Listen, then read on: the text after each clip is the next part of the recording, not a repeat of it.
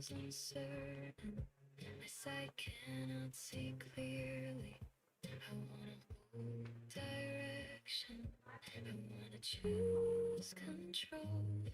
But you are steady forever. Your wisdom stands unshaken. When I release my own ways, you lead me into peace. Trust and alert always. With every part of heart, do not lean on yourself. Your understanding will not hold. In all your ways, surrender. Submit your life completely now. He will make your path straight. He will guide every step. Break my need for control. Teach my heart to trust. In surrender I find peace in your will.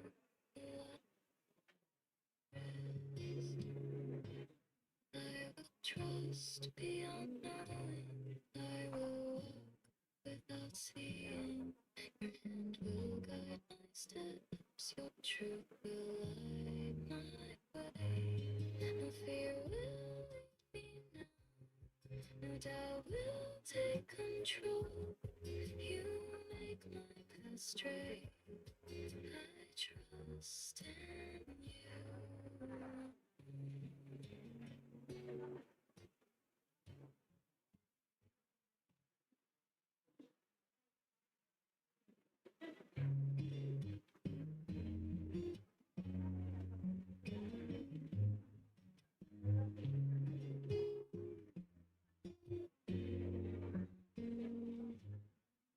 My steps are weak and wandering. My heart can drift from truth. I follow paths that pull me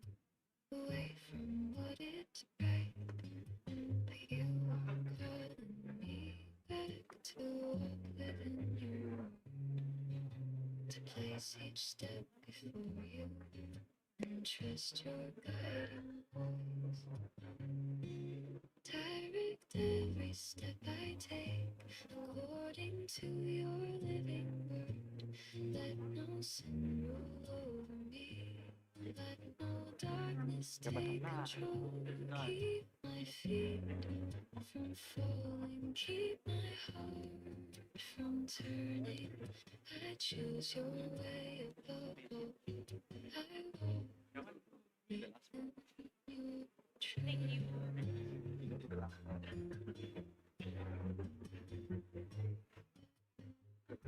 The road is filled with choices. Some lead away from light. My thoughts can lead me astray. My desires pull me down. But you are stronger within me. Your truth is firm and clear. You light the path before me. Keep my steps secure. Direct every step I take according to your living word. Let no sun rule over me. Let no shadow take control. Keep my feet from falling. Keep my heart from drifting. I choose your way above. I walk within your truth. Guard my heart from wandering. Hold my will in truth. ถ่ายรูปพี่หน่อยนี้เราตลอดถ่ายรูป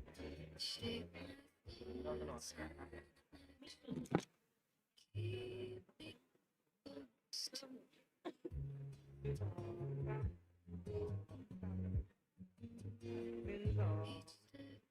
give to you, each breath I place ผมเก่งด้วยคนเก่งเขาทำได้เนาะน้องหวานเนาะคนเก่งเขาทำได้ทุกอย่างแหละอย่าคิดอะไรมาก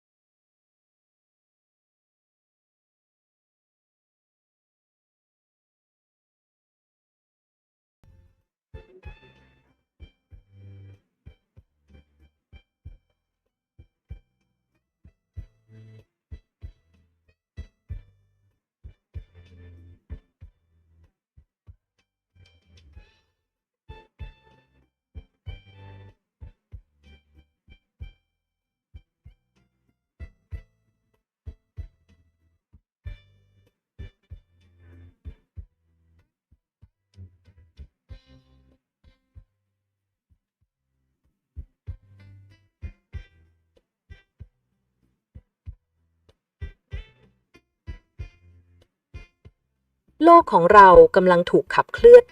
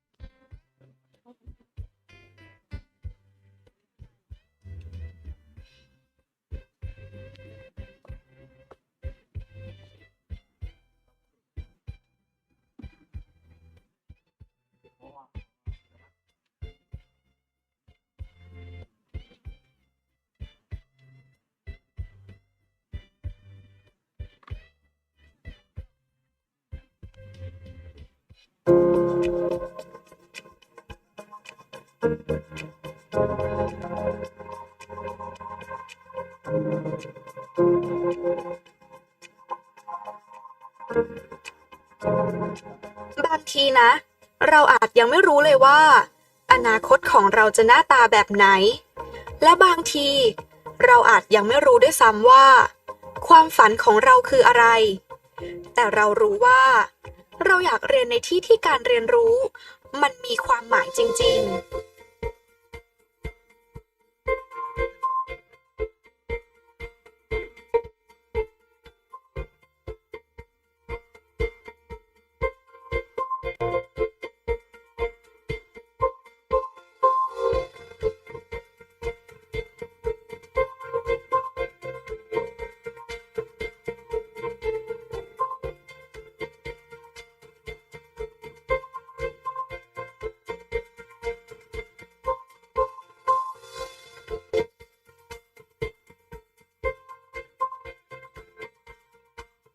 การเลือกที่เรียนมันไม่ใช่แค่เลือกมหาวิทยาลัย แต่มันคือการเลือกว่า เราจะเติบโตแบบไหน ที่มหาวิทยาลัยราชภัฏสุรินทร์การเรียนรู้ไม่ได้เริ่มจากตำราอย่างเดียว แต่มันเริ่มจากชีวิตจริง พื้นที่จริง และผู้คนจริงๆ ที่นี่เราได้ลงมือทำจริง ได้เห็นปัญหาจริง และได้คิดหาคำตอบด้วยตัวเอง เราไม่ได้เรียนแค่วิชา แต่เราเรียนรู้ว่า ความรู้จะเอาไปใช้ประโยชน์อย่างไร และใช้ยังไงให้มันมีความหมาย ที่นี่เราไม่ได้เรียนแค่ในห้อง แต่ได้ลงมือทำจริง ทำงานกับชุมชน แก้ปัญหาจริง เห็นผลลัพธ์จริง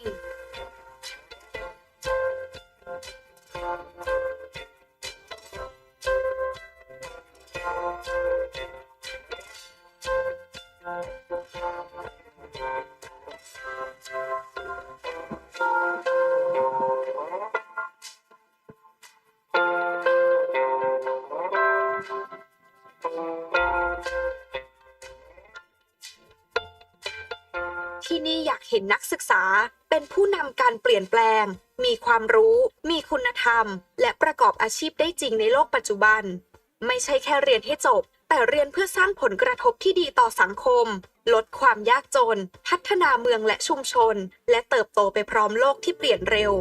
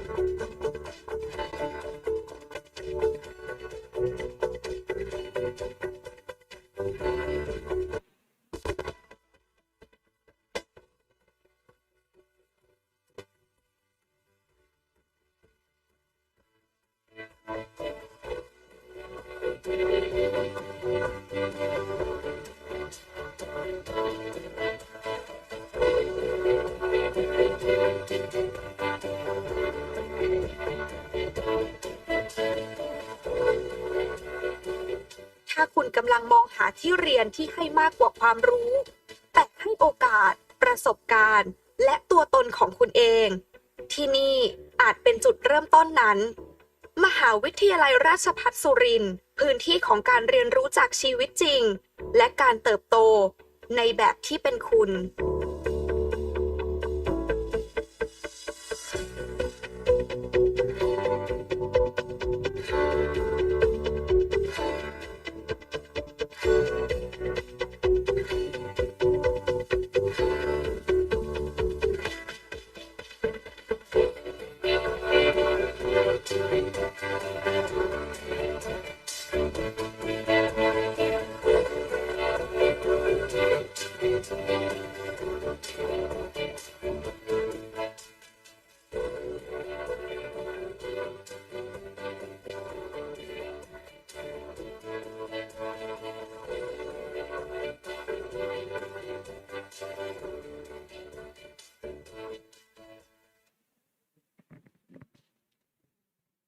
ครับสวัสดีครับ สวัสดีค่ะ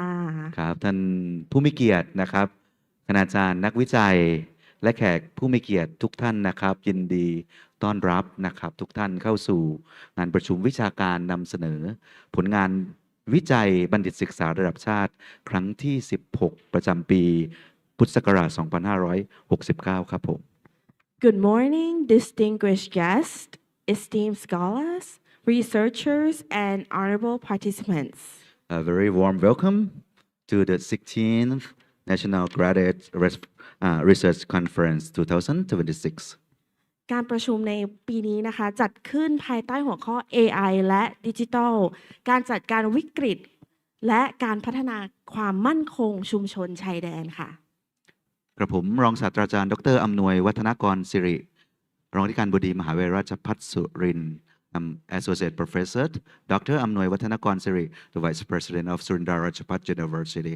ดิฉันอาจารย์ศิรประภารัตนรวมการนะครับเป็นรองผู้อำนวยการสำนักวิทยาบริการและเทคโนโลยีสารสนเทศด้านภาษาและวิเทศสัมพันธ์ I am ศิรประภารัตนรวมการ I am the Deputy Director of the Office of Academic Resources and Information Technology for Language and International Relations ในนามของมหาวิทยาลัยราชภัฏสุรินทร์นำโดยท่านรองศาสตราจารย์ดร.ฉลองสุขทองพวกเรารู้สึกนะครับยินดีนะครับและเป็นเกียรติอย่างยิ่งที่ได้รับหน้าที่เป็นพิธีกรอันทรงเกียรติในวันนี้ครับผม On behalf of Surindar Rajaphat University, it is our great honor and privilege to serve as your master of ceremony for this prestigious event. ซึ่งการประชุมครั้งนี้นะครับเราได้มีการร่วมงานกับสมาคมวิชาการ3แห่งนะครับได้แก่สมาคมพัฒนาวิชาชีพการบริหารการศึกษาแห่งประเทศไทยสมาคมนักวิชาการและนักวิจัยเชิงพื้นที่เพื่อพัฒนาท้องถิ่นและสมาคมนักวิจัยแห่งประเทศไทยครับผม This conference is organized by Surindar Rajaphat University in collaboration with 3 academic associations, the Professional Development Association of Educational Administration of Thailand, and the second is the Association of Area-Based Scholar and Researchers for Local Development, and the third is the Thailand Research Association. พร้อมเราได้รับความร่วมมือนะครับอันดียิ่งนะครับจากเครือข่ายสถาบันการศึกษาจำนวนทั้งสิ้น15สถาบันนะครับแห่งทั่วประเทศไทยนะครับ This conference is also supported by our close network of 15 participants and also partner institutions across Thailand serve as our co-host in this conference this year. ครับมหาวิทยาลัยแรกนะครับมหาวิทยาลัยราชภัฏชัยภูมิครับผมชัยภูมิ Rajaphat University มหาวิทยาลัยราชภัฏบุรีรัมย์ครับผมบุรีรัมย์ Rajaphat University มหาวิทยาลัยราชภัฏอุบลราชธานีครับผมอุบลราชธานี Rajaphat University มหาวิทยาลัยราชภัฏ101 Rajaphat University มหาวิทยาลัยราชภัฏศรีสะเกษ ศรีสะเกษ Rajaphat University มหาวิทยาลัยราชภัฏมหาสารคามมหาสารคาม Rajaphat University มหาวิทยาลัยราชภัฏสกลนคร สกลนคร Rajaphat University มหาวิทยาลัยราชภัฏนครราชสีมาน ครราชสีมา Rajaphat University มหาวิทยาลัยราชภัฏอุดรธานี อุดรธานี Rajaphat University มหาวิทยาลัยราชภัฏเลย Rajaphat University มหาวิทยาลัยกาฬสินธุ์ กาฬสินธุ์ University มหาวิทยาลัยเทคโนโลยีราชมงคลอีสานวิทยาเขตสุรินทร์ราชมังคลา University of Technology อีสานสุรินทร์ Campus มหาวิทยาลัยมหาจุฬาลงกรณราชวิทยาลัยวิทยาเขตสุรินทร์ and also Maha Jula Rajvityalai Surin campus, วิทยาลัยชุมชนยโสธร Yasothon Community College, วิทยาลัยชุมชนบุรีรัมย์ and also last but not least Buriram Community College. This conference serves as an important academic platform for knowledge exchange and collaboration, fostering academic networks for faculty members, personnel, and educators today. การประชุมในครั้งนี้เป็นเวทีวิชาการที่สำคัญยิ่งที่เปิดโอกาสให้เกิดการแลกเปลี่ยนองค์ความรู้และสร้างเครือข่ายความร่วมมือทางวิชาการแก่คณาจารย์บุคลากรและผู้ประกอบวิชาชีพทางการศึกษาค่ะ ครับสำหรับวัตถุประสงค์นะครับคร่าวๆนะครับก็เพื่อในการที่จะเผยแพร่งานวิจัยนะครับของนักวิจัยนักศึกษาระดับบัณฑิตศึกษาและบุคลากรทางการศึกษาเพื่อเป็นเวทีในการนำเสนอนะครับผลงานวิจัยนักวิชาการ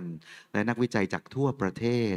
และเพื่อแลกเปลี่ยนเรียนรู้และยกระดับคุณภาพผลงานวิจัยในระดับบัณฑิตศึกษาครับ So this year's conference objective is to disseminate research finding from scholars, researchers, and graduate students to provide a platform for presenting academic research at the national level and also to promote knowledge exchange and enhance the quality of graduate level research. นะครับก่อนเข้าสู่พิธีการนะครับกระผมขอเรียนเชิญทุกท่านยืนสงบนิ่งนะครับเป็นเวลา93วินาทีเพื่อร่วมถวายความอาลัยแด่สมเด็จพระนางเจ้าสิริกิติ์พระบรมราชชนนีพันปีหลวงครับผม Before we proceed with the opening ceremony, may I kindly ask everyone to please stand in remembrance of the Queen's Mother of Thailand for a 93 seconds moment of silence to contribute to Her Majesty Queen Sirikit. Please.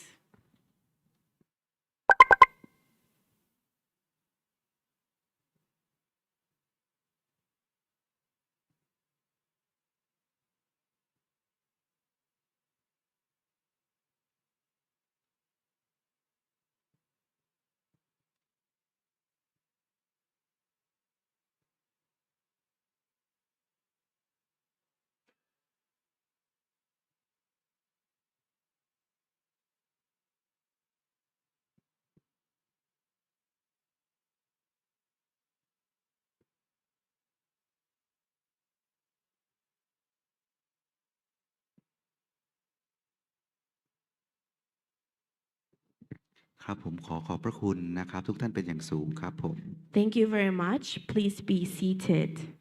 ในลำดับถัดไปนะครับขออนุญาตเข้าสู่พิธีการนะครับในวันนี้เราได้รับเกียรติจากท่าน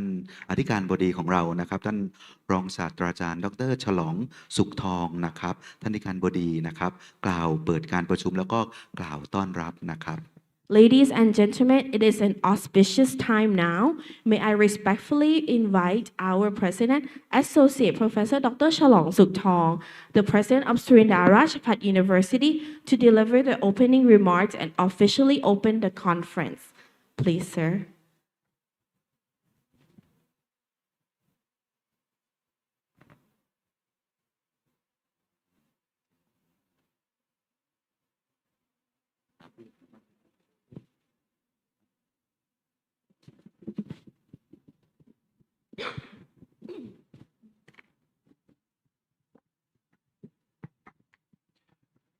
Dear Professor Dr. Rajiv Mohan Pan, the Vice Chancellor from Assam University, India, and our delegation from Assam University, India, and keynote speaker, เรียนท่านรองศาสตราจารย์บุญชนะผู้ระหง keynote speaker จา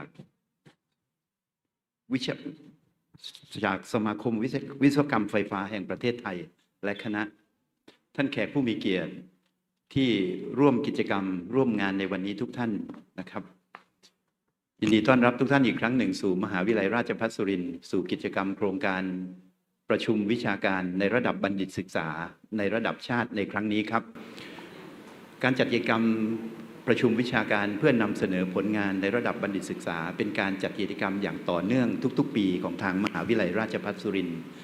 ครั้งนี้เป็นครั้งที่16แล้วครับ ทราบว่าในครั้งนี้เนี่ยมีบทความทั้งหมดที่มาร่วมนำเสนอทั้งหมดเนี่ยในหลากหลายสาขาเนี่ยอยู่ประมาณ120 กว่าบทความด้วยกัน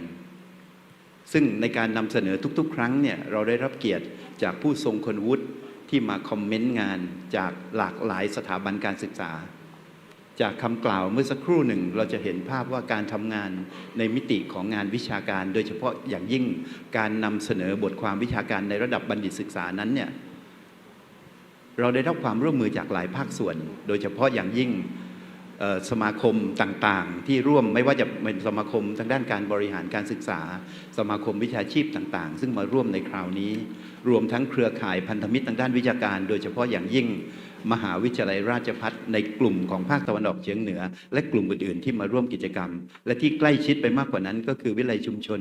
รวมทั้งมหาวิทยาลัยเทคโนโลยีสารวิทยาเขตสุรินทร์ซึ่งมาร่วมกิจกรรมกับพวกเราด้วยในทุกๆ ครั้งที่มีการจัดกิจกรรมนำเรียนทุกท่านด้วยความเคารพว่ามหาวิทยาลัยราชภัฏสุรินทร์นั้นเราจัดกิจกรรมอย่างนี้มาต่อเนื่องเราให้ความสำคัญกับการจัดการศึกษาในระดับบัณฑิตศึกษาเป็นอย่างมากปัจจุบันนี้มหาวิทยาลัยราชภัฏสุรินทร์เรามีหลักสูตรระดับปริญญาโทและปริญญาเอกอยู่หลายหลักสูตรด้วยกันนะครับปริญญาโทเรามีประมาณ12หลักสูตรและกำลังพัฒนาอีกหลักสูตรอื่นๆอย่างต่อเนื่องเรามีหลักสูตรปริญญาเอกอยู่ประมาณ7หลักสูตรและกำลังพัฒนาหลักสูตรเช่นเดียวกันเช่นทุกท่านทราบครับแนวโน้มในเรื่องของการพัฒนาหลักสูตรระดับบัณฑิตศึกษาแนวโน้มในการจัดการเรียนการสอนระดับบัณฑิตศึกษานั้นเนี่ยมันต้องปรับตัวไปตามสถานะตามโอกาสที่เป็นอยู่ในปัจจุบันด้วยปัจจัยต่างๆทั้งหลายแหล่ไม่ว่าจะเป็นในเรื่องของเทคโนโลยีซึ่งเป็นหัวข้อการประชุมสัมมนาในครั้งนี้ปัจจัยอื่นๆในเรื่องของการจัดการศึกษาในปัจจุบันซึ่งนักศึกษามีข้อจำกัดในการมาเรียนที่มหาวิทยาลัยรูปแบบการจัดการเรียนการสอนออนไลน์เราก็เตรียมพร้อมในเรื่องดังกล่าวเป็นรูปแบบของไฮบริดก็มีนะครับนั่นคือภาพของความเป็นไปในการจัดบัณฑิตศึกษาของมหาวิทยาลัยราชภัฏสุรินทร์แต่อีกสิ่งหนึ่งที่อยากนำเรียนทุกท่านก็คือในเรื่องของการเปิดเวทีในการจัดประชุมสัมมนาวิชาการในระดับบัณฑิตศึกษาให้กับนักวิชาการให้กับนักศึกษาของทางมหาวิทยาลัยหรือของมหาวิทยาลัยอื่นๆได้มีโอกาสได้นำเสนอผลงานซึ่งครั้งนี้นะครับนำเรียนทุกท่านว่า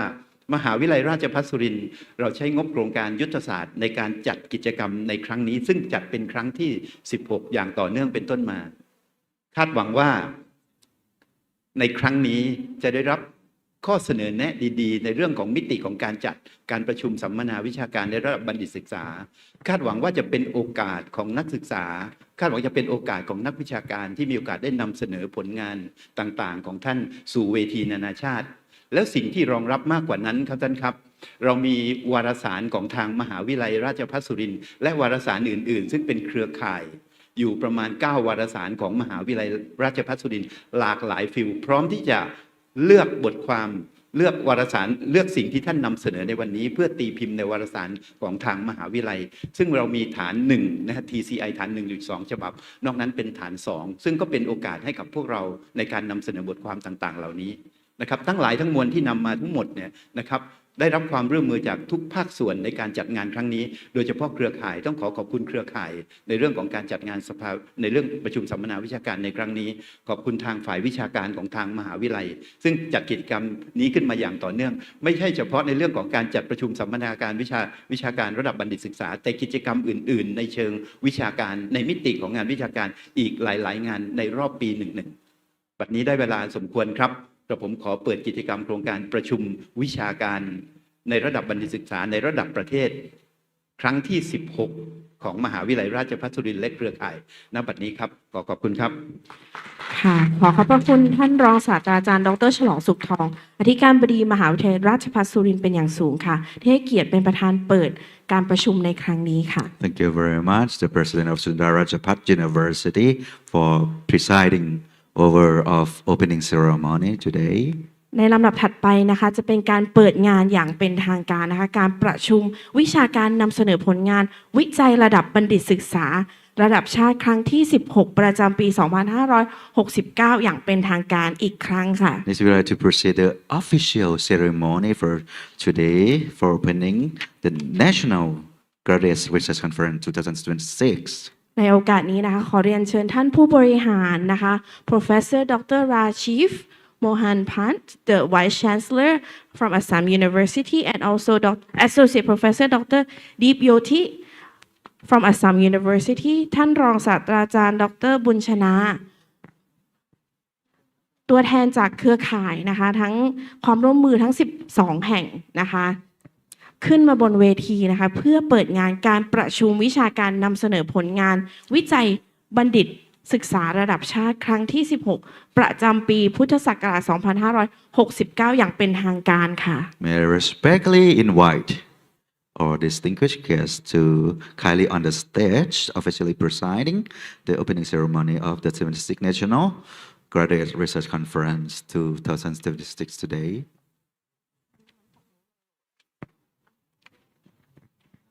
ขออนุญาตนะคะฝั่งนี้ได้นะคะ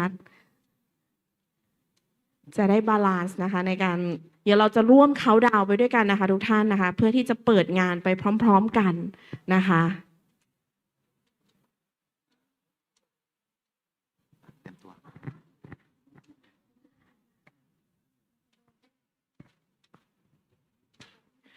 โอเคหรือยังคะ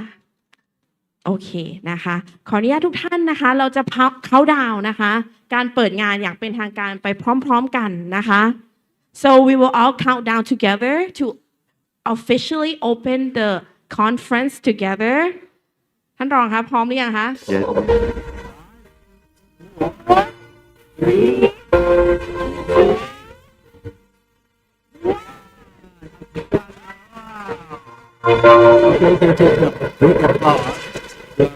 Today,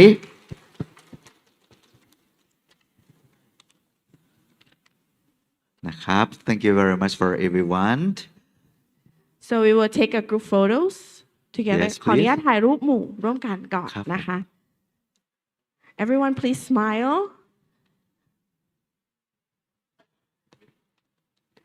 ขออนุญาตนะคะ thumbs up ค่ะ Thumb up, ขอ please. โชว์นิ้วหน่อยนะคะ Mini heart, please. Mini heart, please.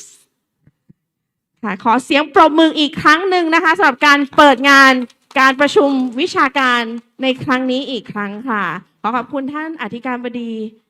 ค่ะขออนุญาตนะคะเชิญถ่ายภาพหมู่ด้านล่างอีกครั้งหนึ่งนะ ครั คะ บขอความกรุณา ถ่ายร่วมกับ ทุกท่าน ทาง นะครับ ผู้เข้าร่วมแขกผู้มีเกียรติทุกท่านนะคะ ครับ ขออนุญาตเชิญข้างหน้าด้านหน้าเลยนะ ขอ คะ ช่างกล้องอยู่บนเวทีนิดหนึ่งนะครับช่างกล้องอยู่บนเวทีนิดหนึ่งนะครับ เราจะถ่ายจากนะครับ จากข้า ข้าง ง บบ น นเวทีไป ใช่ไหมคะ นะครับผม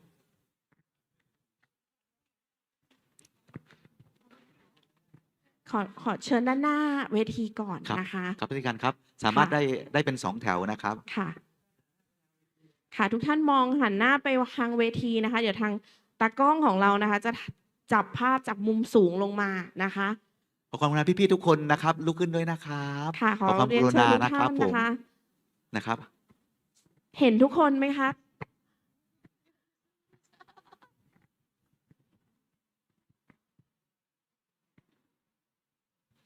นะครับ1 2 3 สมายเลยครับ ยิ้มนะครั Please บ smile thumbs up ไหมคะ ยกนิ้วนะคะ ขออีกภาพหนึ่งนะครับ เฮ่นะครับ เดี๋ยวเราจะเฮ้พร้อมกันนะคะ1 2 3เฮ้ ครับขอบพระคุณครับ ในลำดับถัดไปนะครับ ผมขออนุญาตเรียนท่านอธิการบดีนะครับ ขึ้นเวทีนะครับอีกสักรอบหนึ่งนะครับ เพื่อเราจะได้มอบของที่ระลึกนะครับ ให้กับทางท่าน keynote speakers ทั้ง3ท่านนะครับ แล้วก็หลังจากนั้นจะเป็นการมอบโล่เกียรติคุณให้เครือข่ายนะครับ ทั้ง12มหาวิทยาลัยครับ May I invite the president to please present a token of appreciation to our 3 keynote speaker and badge of application to representative to 12 partner universities. Firstly, I'd like to call upon the Vice Chancellor, Professor Rajiv. Would you please up the stage and take a token of appreciation?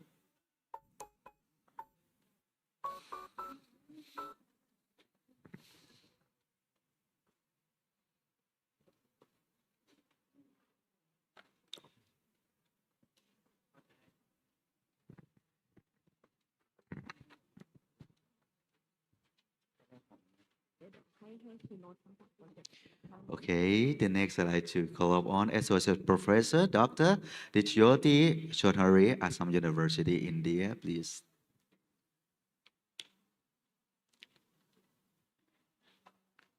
And next,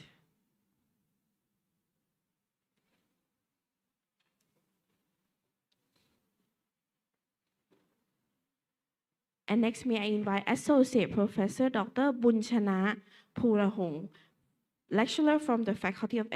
Engineering from King Mongkut Institution of Technology, Rat Kabang, and also he's from the Electrical and Engineering Academic Association of Thailand, our keynote speaker.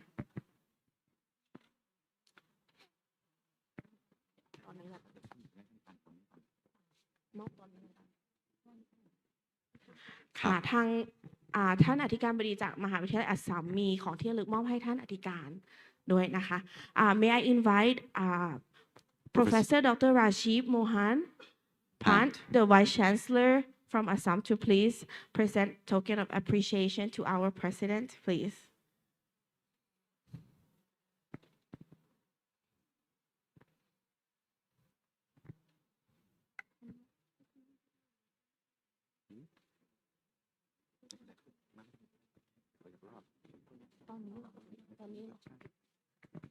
And also, may I invite Associate Professor Dr. Deep Jyoti to present a token of appreciation to our Vice President, Associate Professor Dr. Amnoy Wattanagon Siri, please.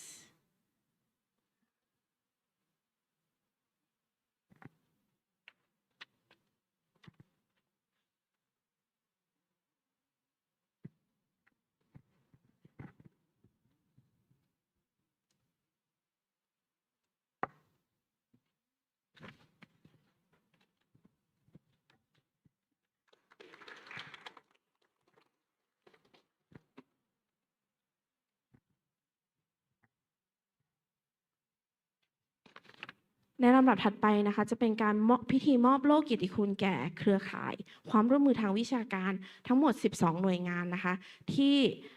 มาร่วมงานในวันนี้นะคะขออนุญาตเรียนเชิญตัวแทนแต่ละหน่วยงานนะคะขออนุญาตเริ่มต้นที่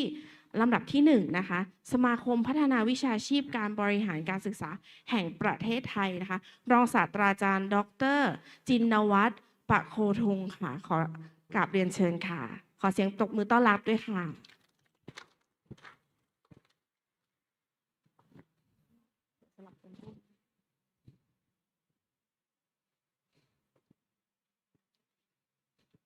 ครับในลำดับถัดไปนะครับขอเรียนเชิญสมาคม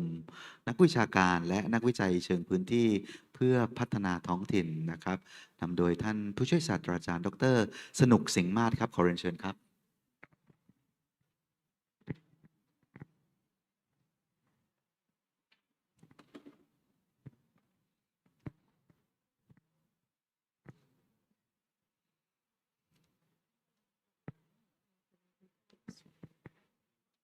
นอกจากท่านยังเป็นนายกสมาคมนักวิชาการและนักวิจัยเชิงพื้นที่เพื่อพัฒนาท้องถิ่นแล้วท่านยังเป็นนักร้องด้วยนะคะท่านรองค่ะครับผมต้องได้โอกาสฟังเสียงด้วยนะครับเมื่อกี้ท่านรองศาสตราจารย์ดร.จินวัฒน์ปะโคทังนะครับท่านเป็นนายกสมาคมพัฒนาวิชาชีพการบริหารการศึกษาแห่งประเทศไทยด้วยนะครับผมค่ะขอเสียงตบมืออีกครั้งหนึ่งให้ท่านผู้ช่วยศาสตราจารย์ดร.สนุกนะคะวันนี้เราจะได้ยินเสียงร้องจากท่านไหมคะค่ะลำดับถัดไปนะคะจากสมาคมนักวิจัยแห่งประเทศไทยนะคะผู้ช่วยศาสตราจารย์ดร.ยานกรโทประยูนค่ะท่านเป็นสารานิยกรสมาคมนักวิจัยแห่งประเทศไทยขอเสียงปรบมือต้อนรับท่านด้วยค่ะ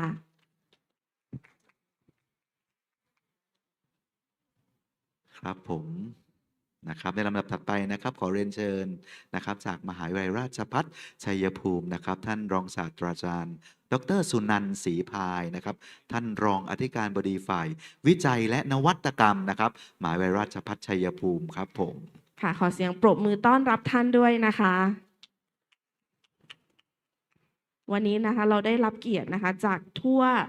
ประเทศเลยนะคะท่านรองที่มาอยู่ร่วมกันในวันนี้นะคะ ลำดับถัดไปนะคะจากมหาวิทยาลัยเทคโนโลยีราชมงคลอีสานวิทยาเขตสุรินทร์นะคะเพื่อนบ้านของเราเองนะคะอาจารย์สอนชัยสุพรรณนะคะผู้ช่วยอธิการบดีประจำวิทยาเขตสุรินทร์ขอเสียงปรบมือต้อนรับท่านด้วยนะคะ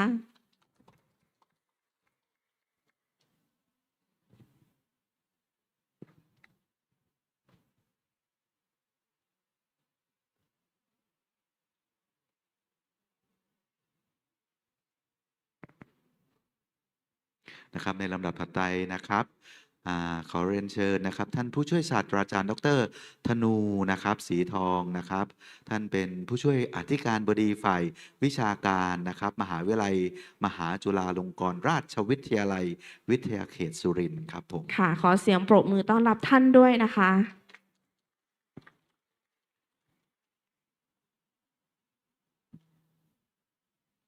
ในลำดับถัดไปนะคะจากมหาวิทยาลัยราชภัฏอุดรธานีนะคะอาจารย์ดร.วิไลลักษณ์ขาวสะอาดนะคะท่านรองคณบดีบัณฑิตวิทยาลัยนะคะ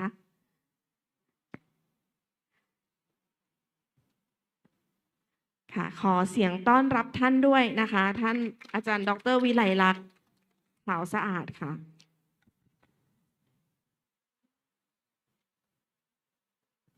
ครับในลำดับถัดไปนะครับจากมหาวิทยาลัยกาฬสินธุ์นะครับนำโดยท่านผู้ช่วยศาสตราจารย์ดร.สุภัตราบุไทยสงฆ์นะครับท่านรองผู้อำนวยการสถาบันวิจัยและพัฒนามหาวิทยาลัยกาฬสินธุ์ครับค่ะขอเสียงปรบมือต้อนรับท่านด้วยนะคะผู้ช่วยศาสตราจารย์ดร.สุภัตราบุญไทยสงฆ์ค่ะลำดับถัดไปนะคะจากมหาวิทยาลัยราชภัฏมหาสารคามนะคะนำโดยท่านผู้ช่วยศาสตราจารย์ดร.สัญญาเคนาภูมินะคะประธานสภาคณาจารย์และข้าราชการมหาวิทยาลัยราชภัฏมหาสารคามค่ะขอเรียนเชิญท่านด้วยค่ะค่ะขอเสียงปรบมือต้อนรับท่านด้วยค่ะครับในลำดับถัดไปนะครับขอเชิญนะครับท่านผู้ช่วยศาสตราจารย์ดร.เสกสรรสนวานะครับท่านผู้แทนสภาคณาจารย์มหาวิทยาลัยราชภัฏ101ครับผม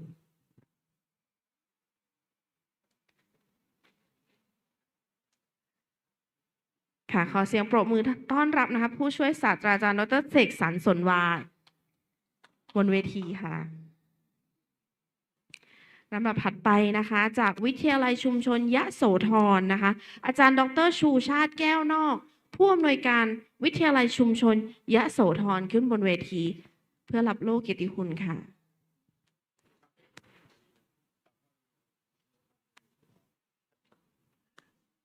ค่ะขอเสียงปรบมือต้อนรับดร.ชูชาติแก้วนอกด้วยค่ะ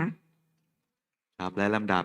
สุดท้ายนะครับจากวิทยาลัยชุมชนบุรีรัมย์นะครับขอเรียนเชิญท่านดร.นะครับกฤษณียานะครับสังฆจันทรานนท์นะครับท่านรองผู้อำนวยการวิทยาลัยชุมชนบุรีรัมย์ครับผมค่ะขอเสียงปรบมือต้อนรับท่านด้วยค่ะ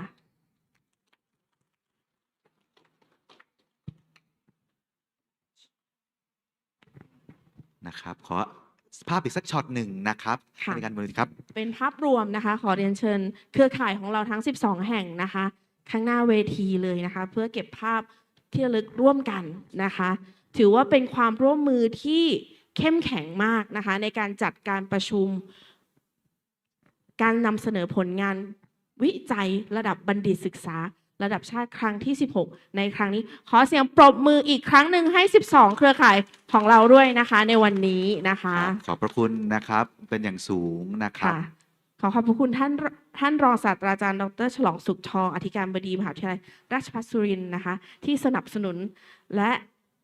ให้เกียรติมามอบโล่ในวันนี้นะคะในงานของเรานะครับในลำดับถัดไปขออนุญาตเตรียมสไลด์นะครับในส่วนของท่าน Keynote Speaker นะครับท่านแรกนะครับ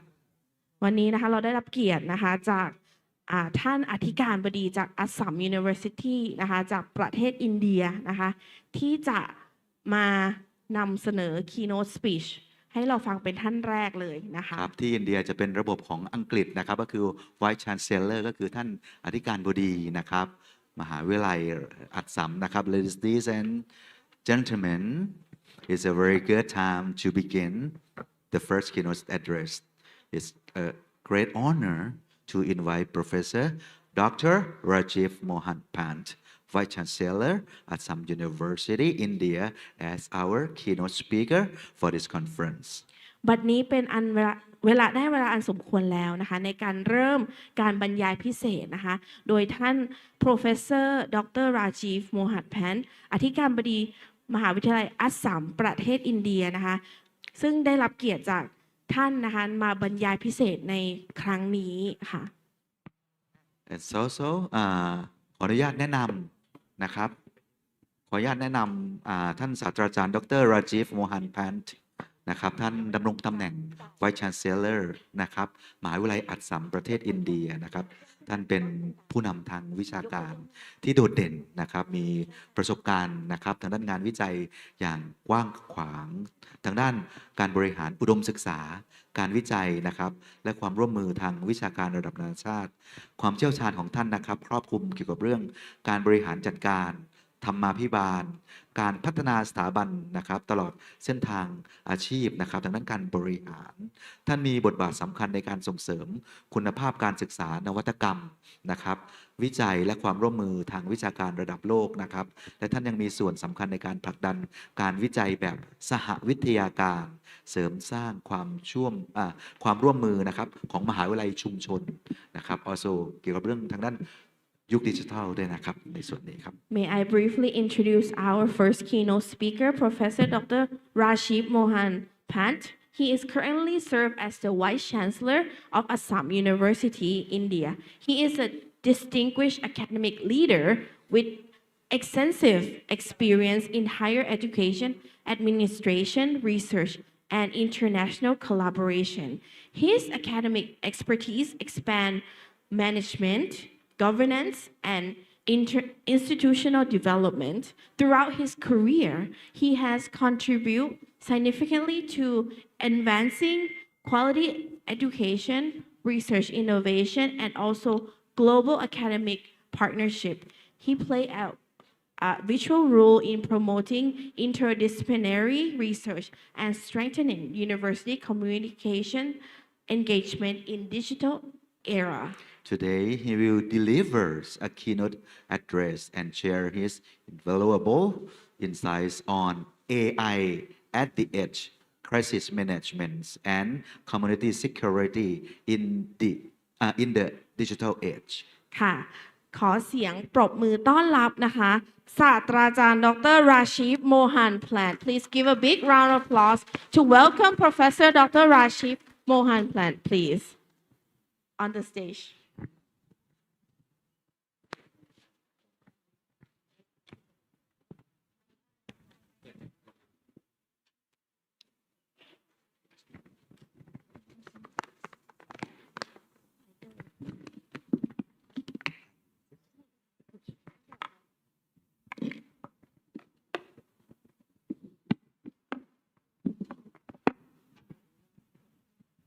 สวัสดีครับ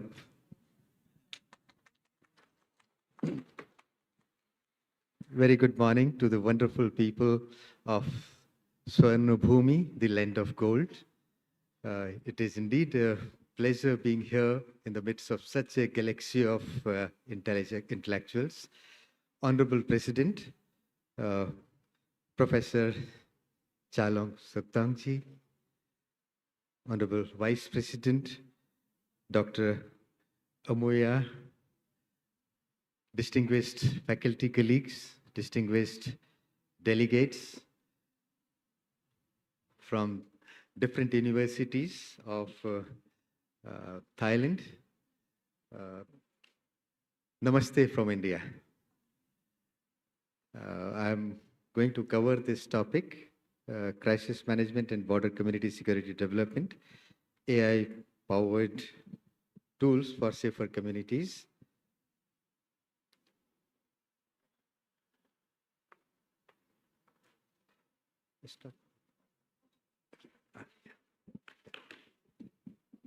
In next 40 minutes,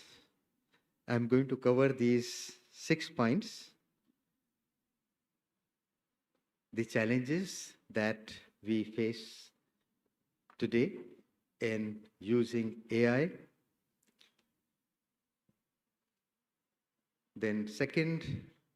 point of my agenda today is the AI in crisis management. And third, digital infrastructure. What is the present status of existing infrastructure and what is required? And then a couple of case studies that I would like to discuss in brief. And of course, when we use technology, ethics becomes an indispensable part. Ethics and governance, they are very important. And then at the end, I would like to conclude with few recommendations. The challenge, first major challenge in crisis management using technology is the geographic location. Every country has certain remote areas, and technology somehow is not reached to these far-flung areas, which creates some kind of difficulties. I have taken few examples from my Indian experiences.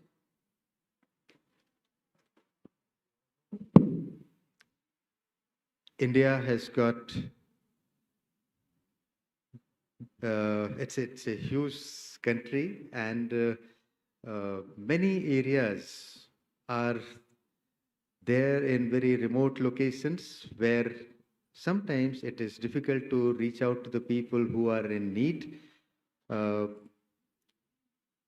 have taken 2-3 examples. If you can just play that. Yeah. I have taken the example of this Kedarnath disaster that happened in the year 2013. This is Lord Shiva's shrine, which is frequented by a large number of religious tourists. People throng these places. Then due to sudden cloudburst, this area witnessed flash flood. And during that time, rainfall was 375 degrees above normal rain. Imagine what would have been the situation there, and that cloudburst led to collapse of that reservoir, Gandhi Reservoir or Chorabari Glacier collapsed, and thousands of people. Continue.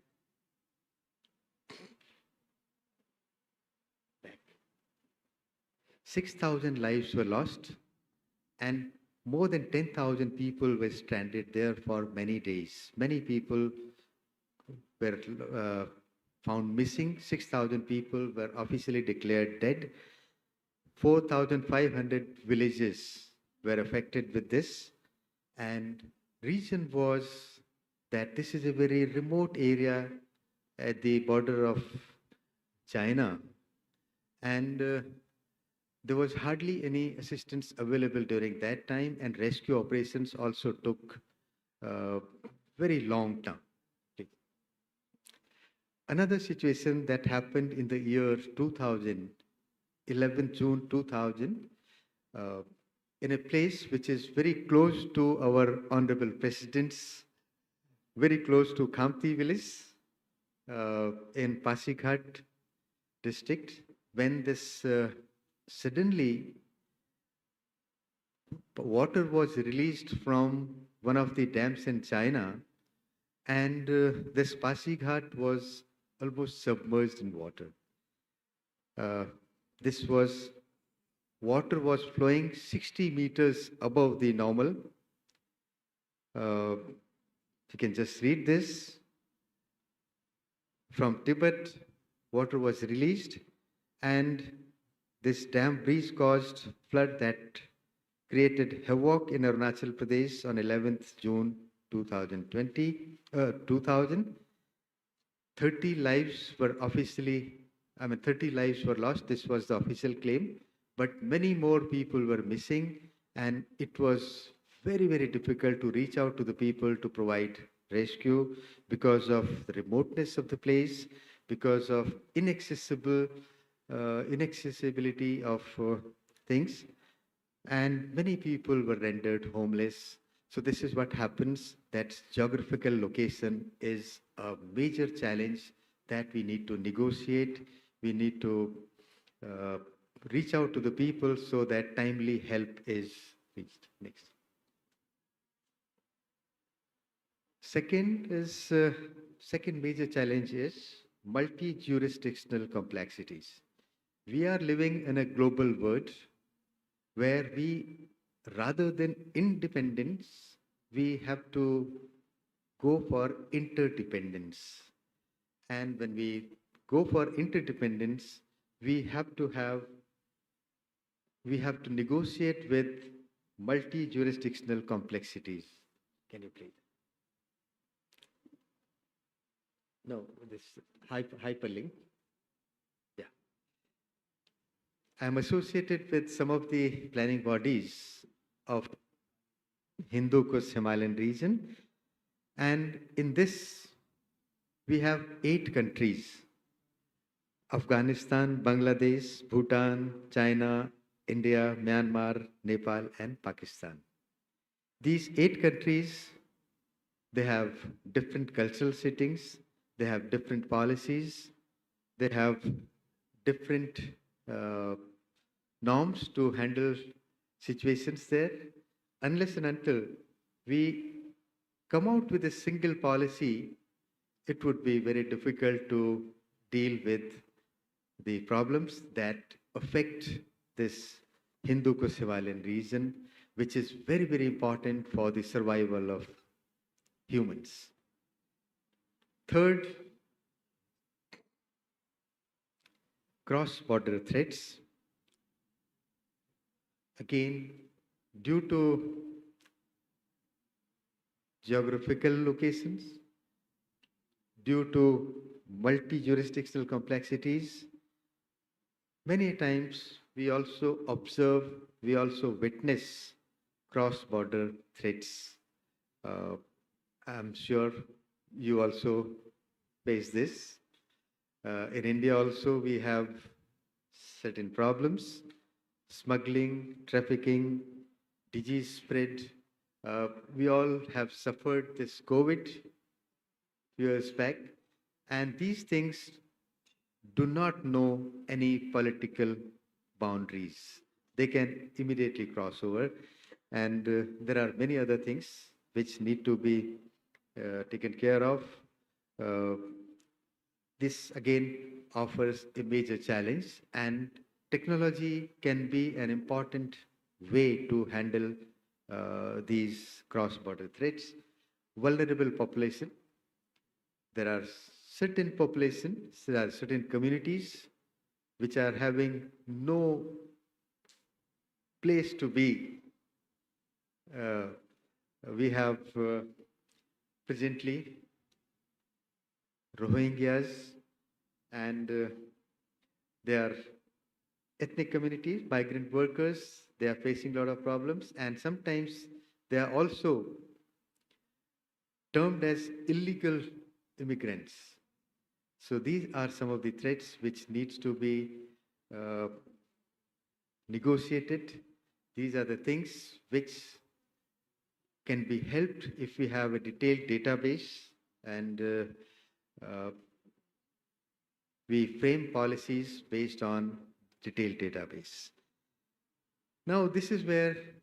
technology comes into the picture. This is where artificial intelligence can also play a role. I'm not an engineer. I'm not a specialist in AI. I know we have experts here. They would be able to throw more light on that.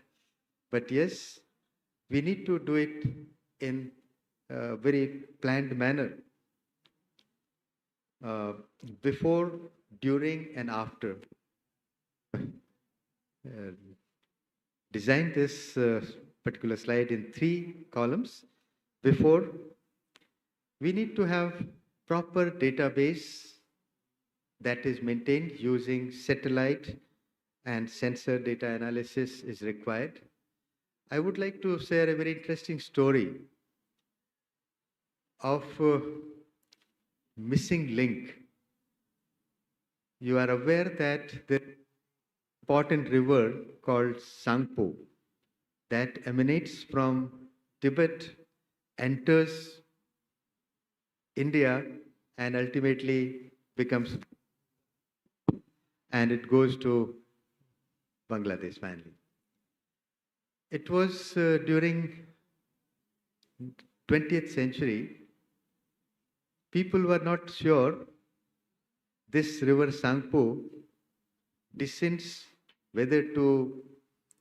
India or to Myanmar, whether this Irrawaddy river is the same Sangpo.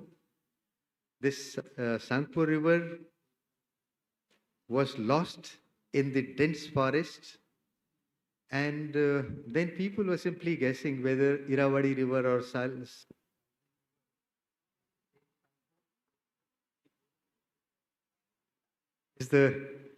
this Sangpo is Salvin or Sangpo is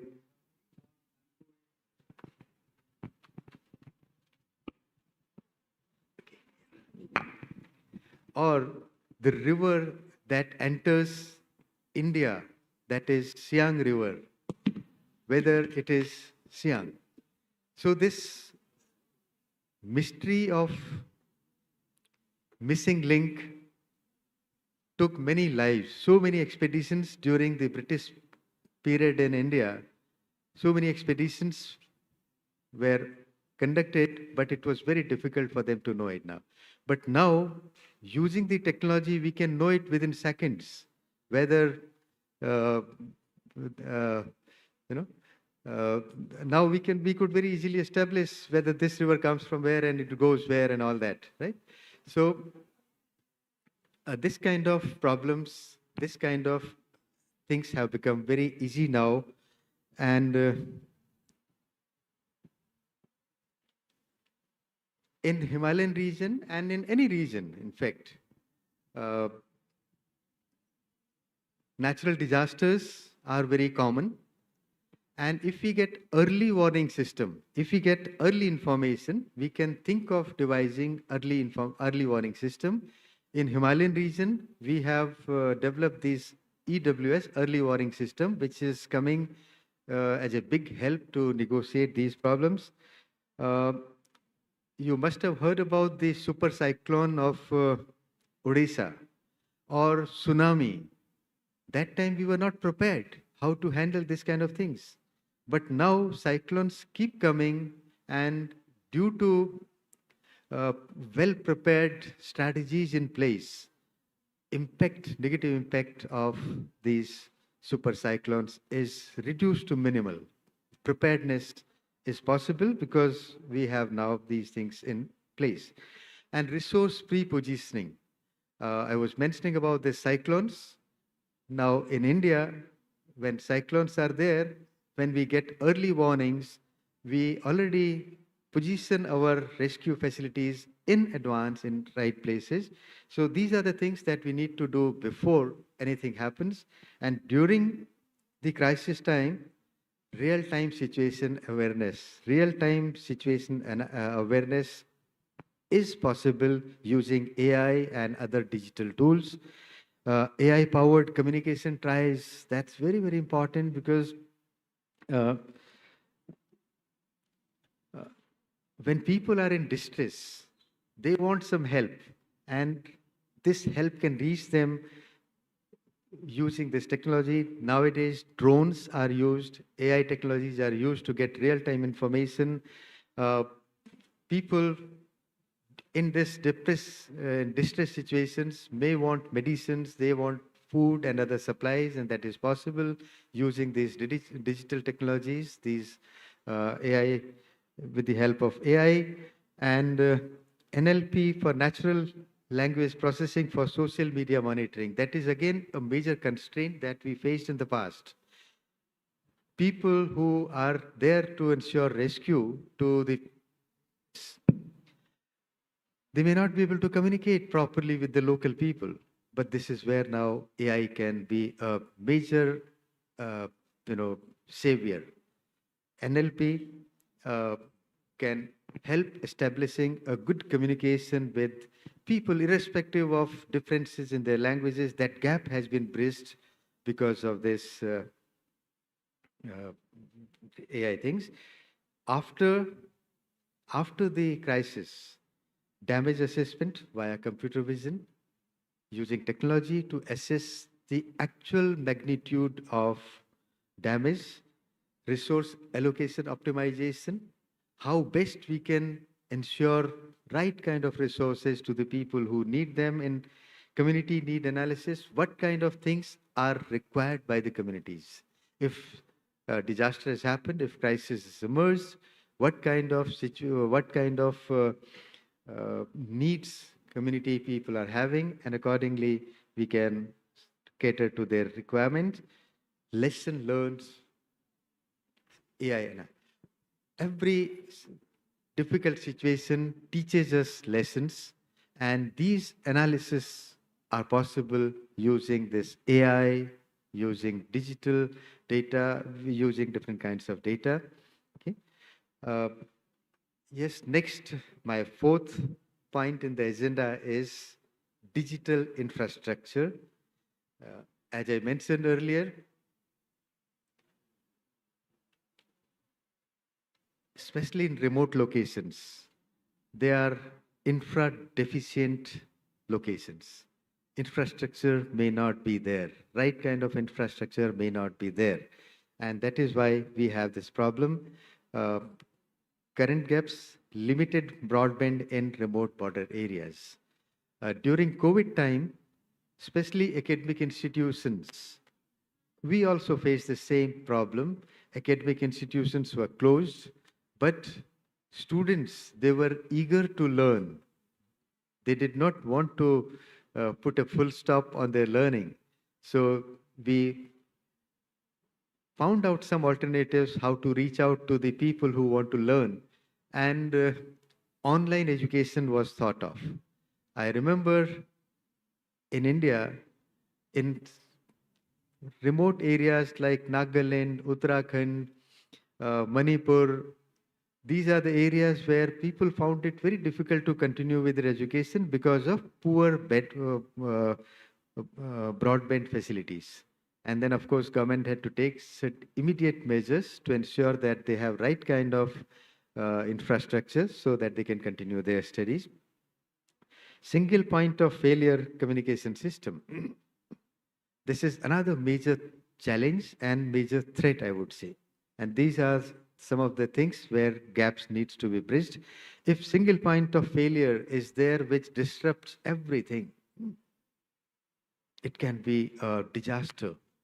Right now, we are having this US-Iran conflict, and this Hormuz, Strait of Hormuz, again, some broadband lines, highway, information highway is going through that. If that gets disrupts, imagine what would be the situation of banking and other agencies, defense agencies, everything will collapse. So that is one major gap that again needs to be bridged. Low digital literacy among local communities. Digital literacy is still poor, but I am happy there is a good sign that all the countries, all the communities are paying full attention to make digitally literate population. And once people are familiar with digital literacy, many good things will happen and people will be able to catch up very fast. Fragmented data system across agencies. We have data, but different agencies have different data sets. There is a need to have one region, one data. If we can have data sharing, better, efficient data sharing agreements, but of course it has its own weaknesses. But if that is possible, that would definitely serve the societies better. Inadequate power infrastructure for IoT sensors. That is again missing in some of the regions. If power infrastructure fails, if power infrastructure is not sufficient or adequate, that will be a major constraint in the way of implementing AI-enabled or digitally enabled facilities. Then solution to negotiate these constraints is satellite internet. Now, satellites are doing a wonderful service to humanities. They are providing data which prepares us for this kind of situation. This prepares us for facing any kind of crisis. Mesh network, emergency backbones, digital literacy program for border communities, and this is where academic institutions like ours, they play a very important role. We need to promote digital literacy programs so that people can use technology, people can use AI, people can use digitally enabled devices. Solar-powered IoT sensors to negotiate, to strengthen, to promote greater power supply so that things don't get disrupted. So solar has got a lot of potentials, and that is why International Solar Alliance has also come into existence. So this power infrastructures need to be strengthened using non-renewable sources also. Few situations or few case studies which I'm going to discuss in brief because of the time constraint. Flood, early warning plus disease surveillance. Thailand-Myanmar border, I learned this from some sources that Thailand and Myanmar, they have signed an agreement. AI model predicts seasonal flooding 72 hours in advance. So if any flood is expected, Myanmar and Thailand, they are sharing this data, and prior to that situation actually happens 72 hours before this model predicts seasonal flooding, so that necessary preparedness is there in place. Mobile alert system reaches 50,000 people plus border residents. So early warning is there in place, which helps people prepare for this kind of situation. Cross-border disease outbreak tracking via digital health reports. That is another very important initiative that this beautiful country, Thailand, has taken. This initiative has been taken by Thailand and Myanmar for this AI monitoring of diseases. Second example, I would say, is India-Bangladesh border. India-Bangladesh border is a very porous border. There are no fencing, nothing. It's more or less an open border, which created some kind of confusions in past, which created some kind of bitterness between these two friendly nations. And now, with this camera vision, this computer vision cameras, they have reduced illegal crossing of borders by 34%. It's a very significant number. This illegal border crossing has been reduced by 34%. AI flagged alert reduces manual patrol burden significantly. Manual patrolling was very difficult. It's a huge border and manual patrolling is not possible. So AI-enabled patrolling is now serving the purpose. Community mobile app enables citizens reporting of threats. Now, community mobile systems have been in place which prepare communities on both the sides of the border. If anything happens, they are immediately informed. This digital technology is coming very handy. In European Union, they have integrated crisis coordination. They have Frontex AI platform, aggregate sea, land, and air surveillance data. All this data is shared across the members. Predictive analysis used for migrant flow management, common operational pictures shared across 27 member states. This kind of cooperation is required. This kind of agreements are required so that artificial intelligence enabled policies or digital data can be shared with confidence. Next. Fifth agenda point of my presentation is ethics and government. That, of course, is very, very important. Many times we hear of hacking, ethical hacking and unethical hacking is a big threat, in fact. So risk is mass surveillance, risk chilling effects on free movement and assembly in border communities, privacy and surveillance, data minimization, sunset clauses, independent oversight bodies. We see these things these days. Data privacy, there is nothing there. Everything is there in open these days. And I have mentioned here this Epstein files, they are creating ripples in global communities. So there is nothing private these days, everything is in public domain, so which causes some kind of threat which needs to be handled nicely and ethically. We need to have some policies which restrain misuse of this unethical practices. The data sovereignty,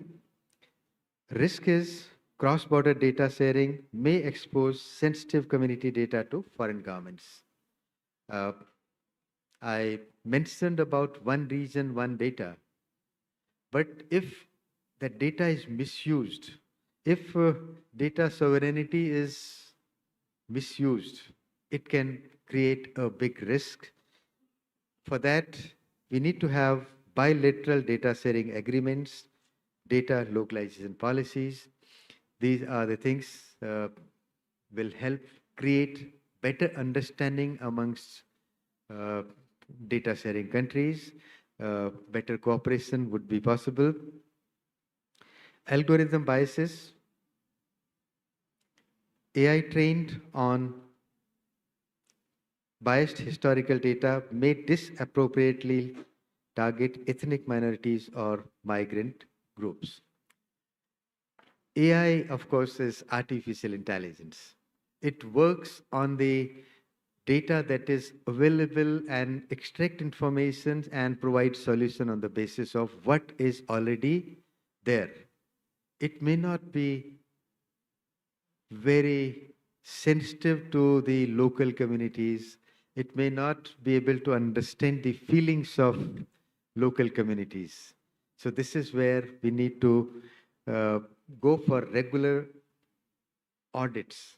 If AI is having certain kind of biases that needs to be basically audited with using human intelligence. After all, natural intelligence is also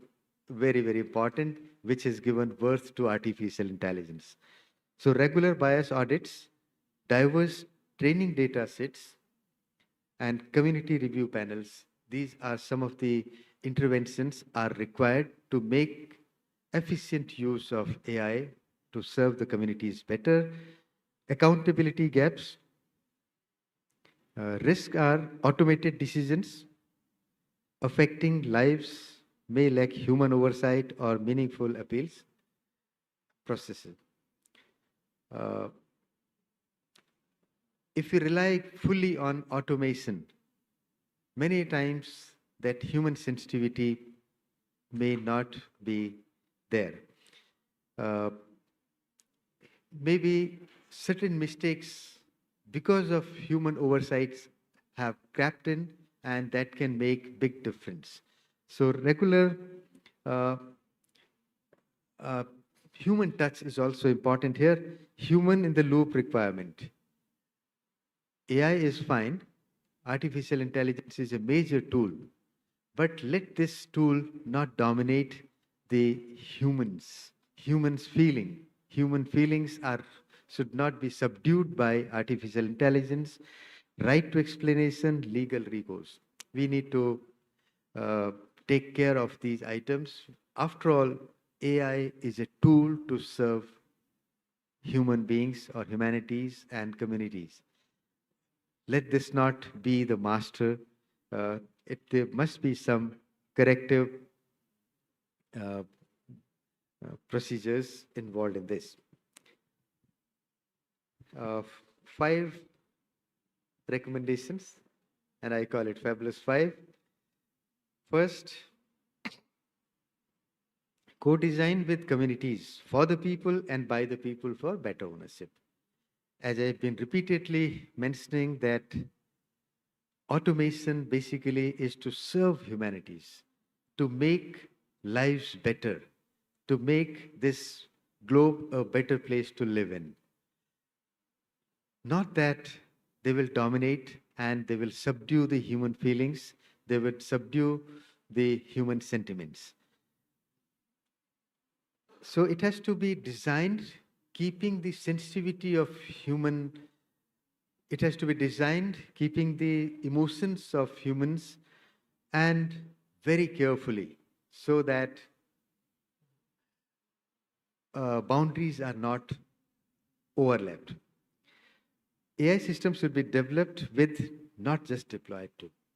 AI system is developed with border communities, ensuring cultural relevance and community trust. They are not just to be deployed, in a very, mechanical manner, in a very typical mechanical manner. If we deploy these AI-enabled solution, it may not serve the purpose. It has to be in sync with the thinking of people. It has to be in sync with the emotions of people. I would like to give a very interesting story that happened long back in this Pacific region. US Army was present there in that region, and trend was that was a male-dominated society, and men folk would always lead, women folk will follow. That was the trend. But after US Army was present there for quite some time,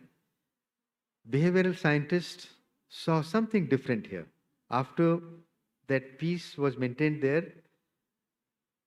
men folk were allowing women to take the lead. And some behavioral scientists, they concluded that this may be the influence of the presence of American people, and they give a lot of respect to women and all that. But later, a deeper study found out that landmines were planted there, and this clever menfolk, they didn't want to take any risk. They made women to move in the front. So if anything happens, if any mine blasts, they are safe, right? So this is what happens. So we have to, when we are talking about AI, when we're talking about implementation of technology, we have to be people-centric. We have to see the emotions of people, okay? And we have to see the cultural aspects embedded in our technological interventions. Second is invest in digital foundation. I say invest in digital foundation. This is an investment. If we are spending something today in strengthening our AI this is an investment which is going to give us dividend in years to come. Reliable connectivity is important. Power infrastructure, we need to invest a lot of money in power investment, and digital literacy are prerequisites for effective AI classes. To ensure that AI plays an important role in crisis management situations, we need to invest. And believe me, this investment is going to give very big dividend. Third, cross-border data agreements. These agreements are very important and are to be done with trust. Government must establish clear rights, respecting frameworks for sharing data across national boundaries. Many times, cross-border conflicts happen because of the ambiguity in our policies, because things are not very clear. Sometimes policies are framed maybe under pressure, maybe in a very casual manner, which give birth to very long-term problems. So here, cross-border data agreement, like we have several agreements with Indochina, Indo-Bangladesh, Farakka Dam and all that. So these agreements have to be reached with proper analysis. Fourth, human oversight as default. Whatever automation, whatever may be the level of automation, human auditing is important. Automated AI decision affecting individual rights must retain mandatory human review. We need to review whether it is in our favor or it is giving more disfavor to the society or to communities, and transparent appeal processes are also there. In India, we have this pollution control boards,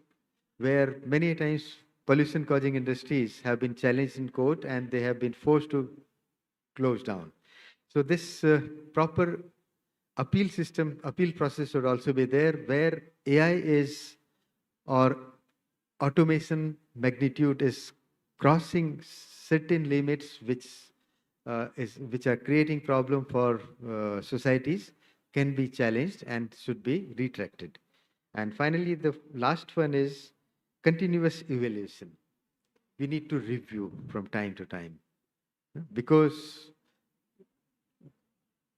we should not create Frankensteins. We need to have technology which serves us. We need to have technology which assists us. We need to have technology which helps us in living a better life, which helps us in making this world a better place to live in. But if we are able to if we are creating Frankenstein, if this goes beyond the control of human beings, it can be a disaster. So we have to be careful here. We take few steps forward. I have mentioned here lion's walk. Lion is the king of jungle.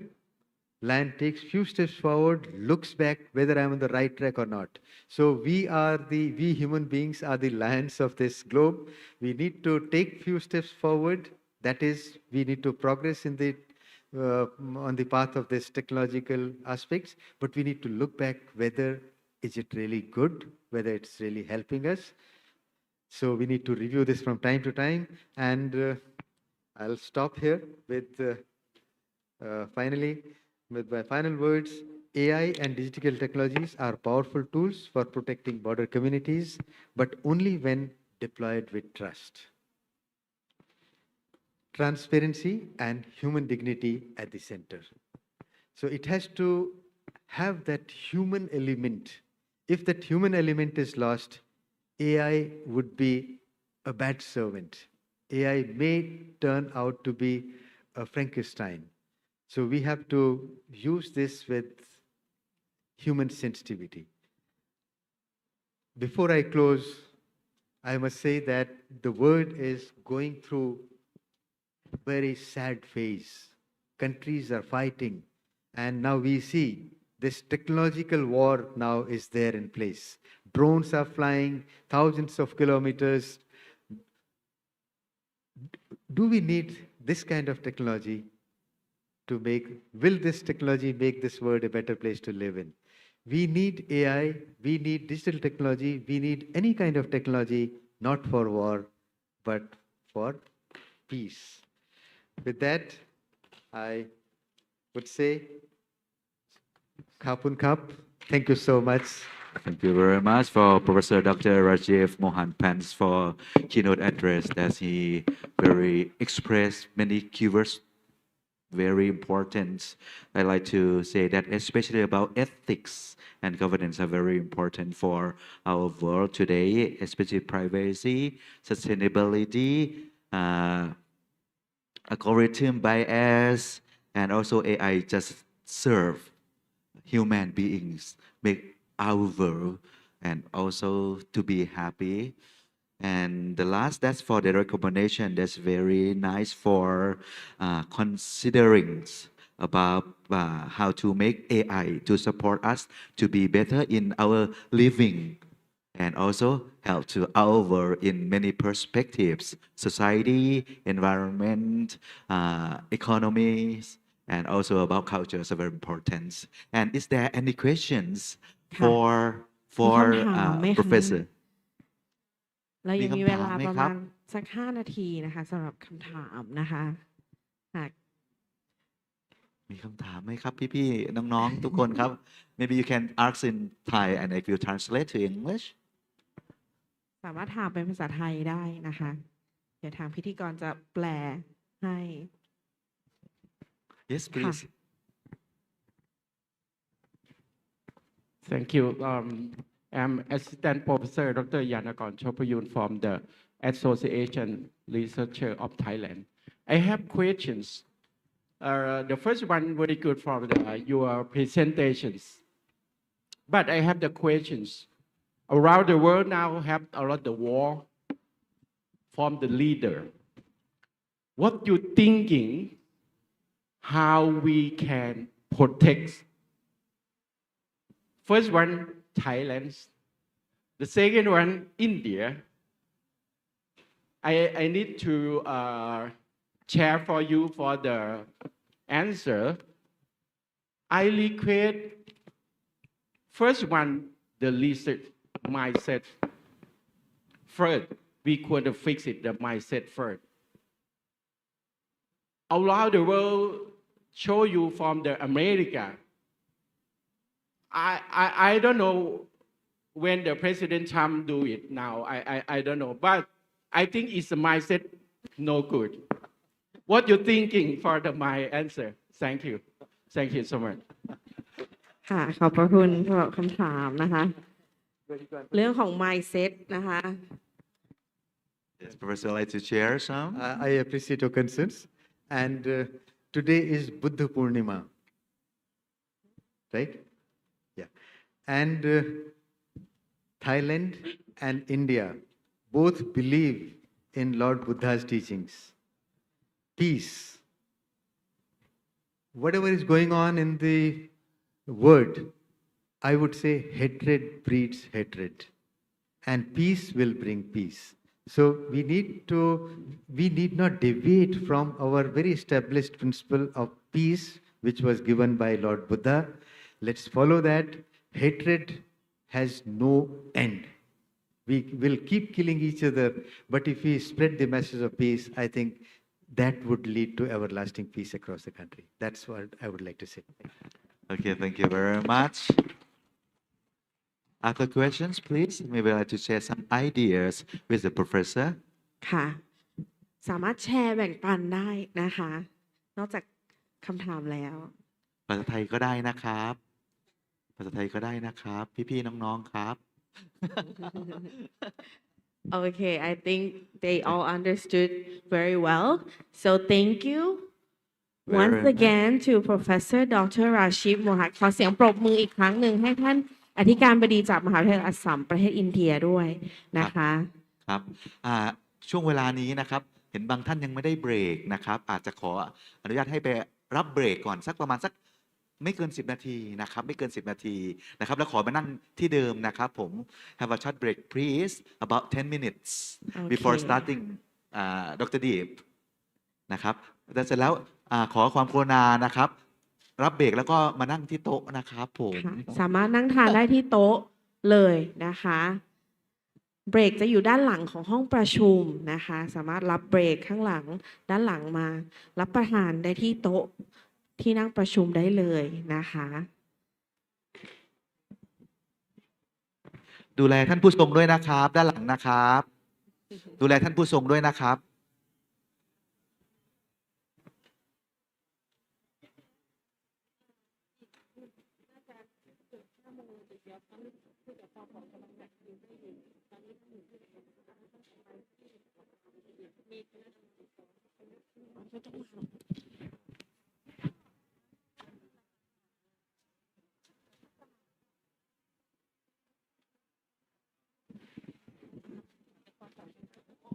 ไม่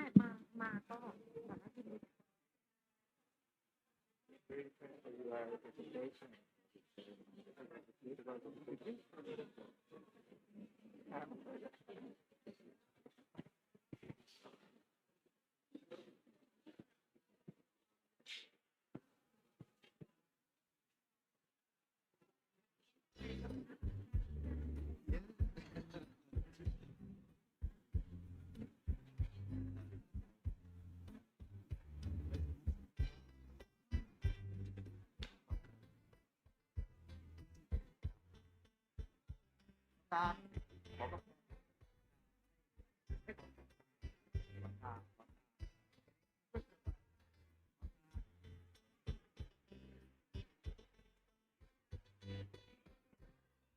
นะครับช่วงช็อตนะครับรีแลกซ์นะครับรีแลกซ์สักครู่นะครับ เป็นกันเองนะครับไม่ต้องเครียดนะครับ ฟังรู้เรื่องไม่รู้เรื่องก็ตั้งใจฟังนะครับ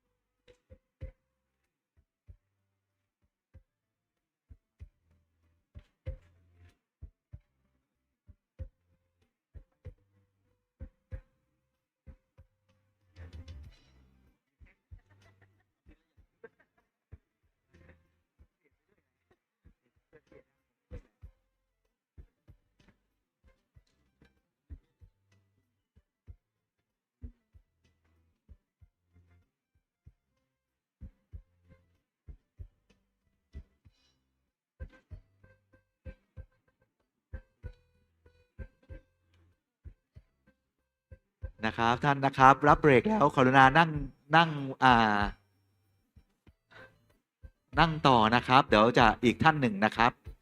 แล้วก็หลังจากนั้นนะครับที่วางกำหนดการก็คือ ท่านผู้ว่าราชการนะครับจะมากล่าวต้อนรับนิดนึง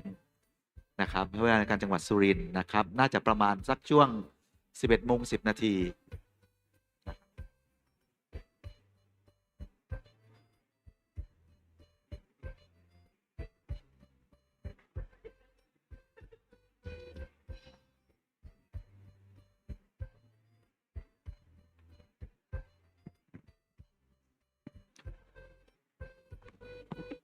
เหลืออีก3 นาทีนะครับเหลืออีก3 นาทีนะครับ ตรงเวลานะครับ อาจารย์ไกด์ก็มานั่งอยู่ข้างหน้าด้านหลังนะครับอาจารย์ไกด์มานั่งหน้าเลยนะครับ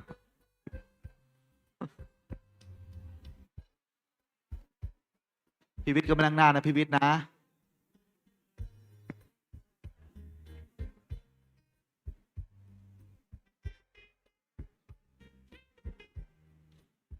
เวทค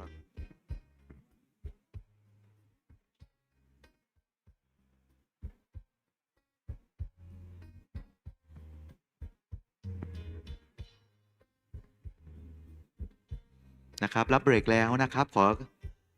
ความกรุณานะครับ กลับสู่ที่นั่งนะครับ เดี๋ยวอีกจะเริ่มภายใน2 นาทีนะครับภายใน2 นาทีนะครับ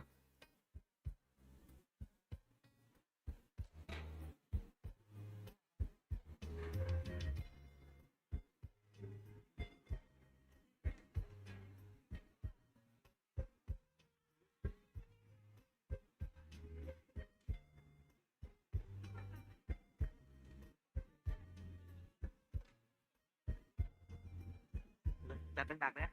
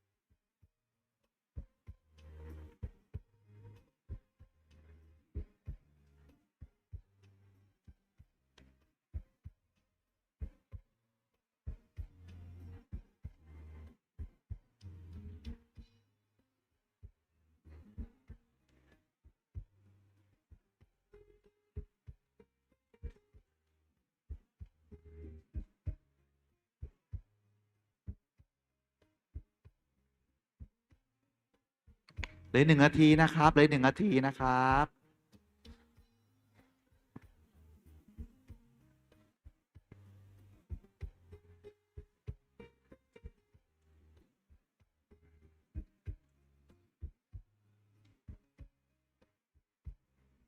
น้ำมันมาก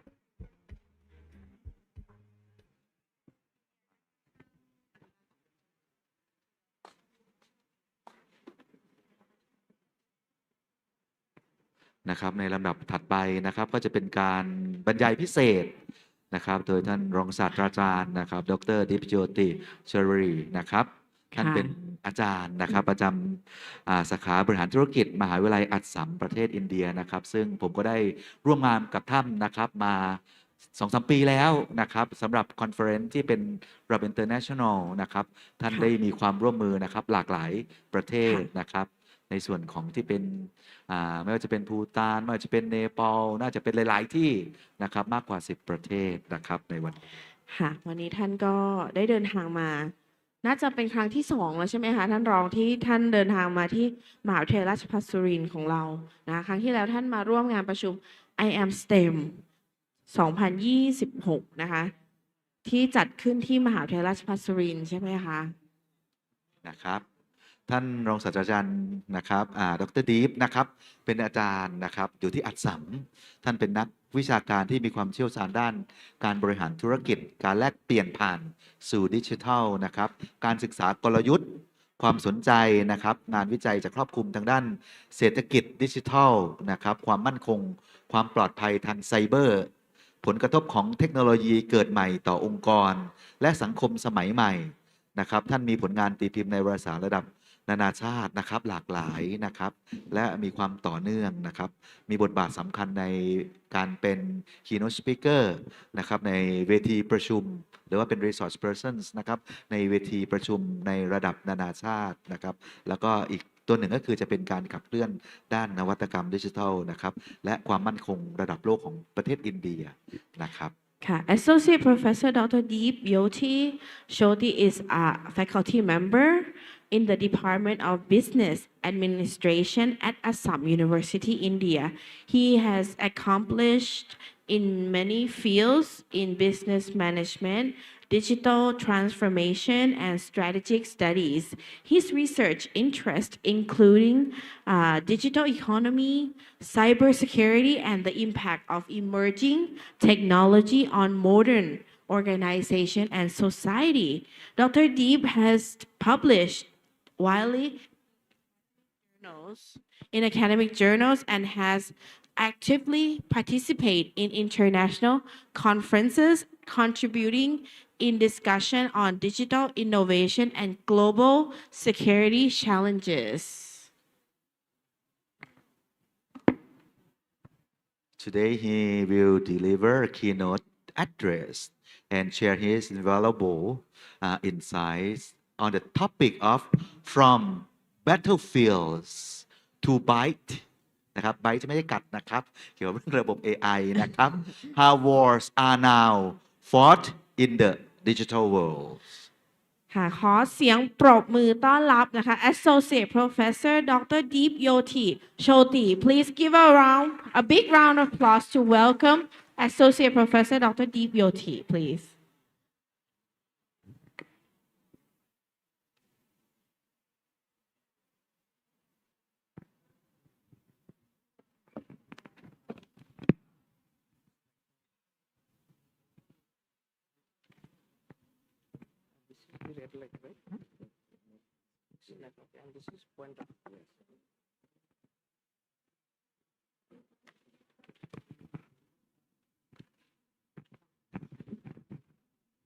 In Thailand,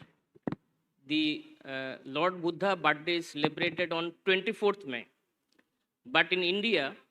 Lord Buddha birthday is celebrated on 1st of May, that is today.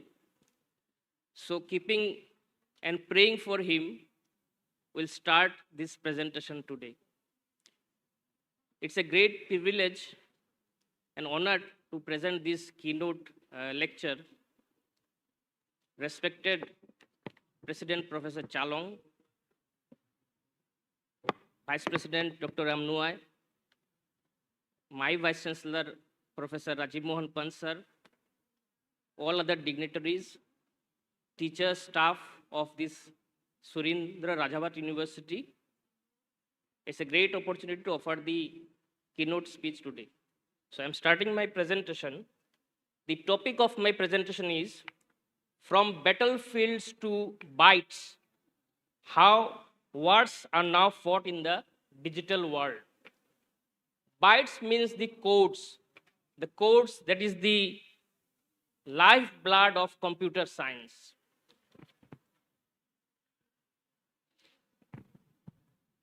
The agenda of discussion today will be the bytes and the codes, AI, both threat and a defender, threats of AI attack like digital warfare, deep fakes, and misinformation, how AI can defend the digital border, and how AI can defend the physical border.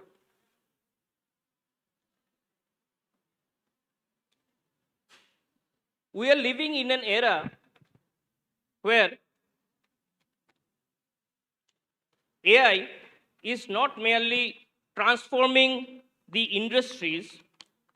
it is transforming the very nature of crisis. Today, crises are no longer confined to natural disasters, pandemics, or economic shocks. Today, crisis can be manufactured itself, amplified, and weaponized through digital technologies. If you see the picture, why codes are considered the most powerful tools of this universe? The codes, the computer codes, the solar system, the galaxies, the nature, the habitat, the human brains, and of course the technology, all can be measured, all can be utilized, manufactured, and so many things can be done with the help of the codes. And the codes are the most powerful tools in this universe. Why codes are the most powerful tools? Because the codes are created from nothing. From an empty page, we create the codes and build the huge softwares. The codes solves the unsolvable. It can stimulate, it can predict, and it can innovate. And it can transform ideas into reality. In this universe, code is the source and everything else is the result.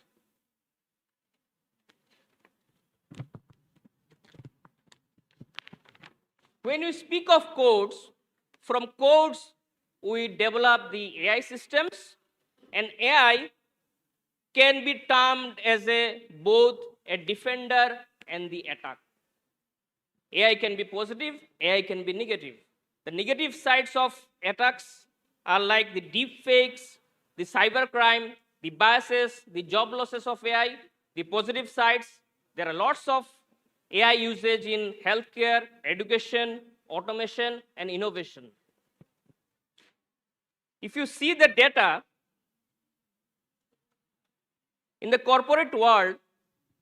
97% of business report AI attacks and is still surging. If you see, most of the corporates say, 95% of the corporates say that they claim to remain prepared for the AI attacks, but 36% are there who can only stop the AI attacks. So out of the 95%, only 36% can stop the AI attacks, being aware 95%. And you find 52% cannot track itself regarding the AI attacks. So this is the situation of corporates across the world regarding AI attacks.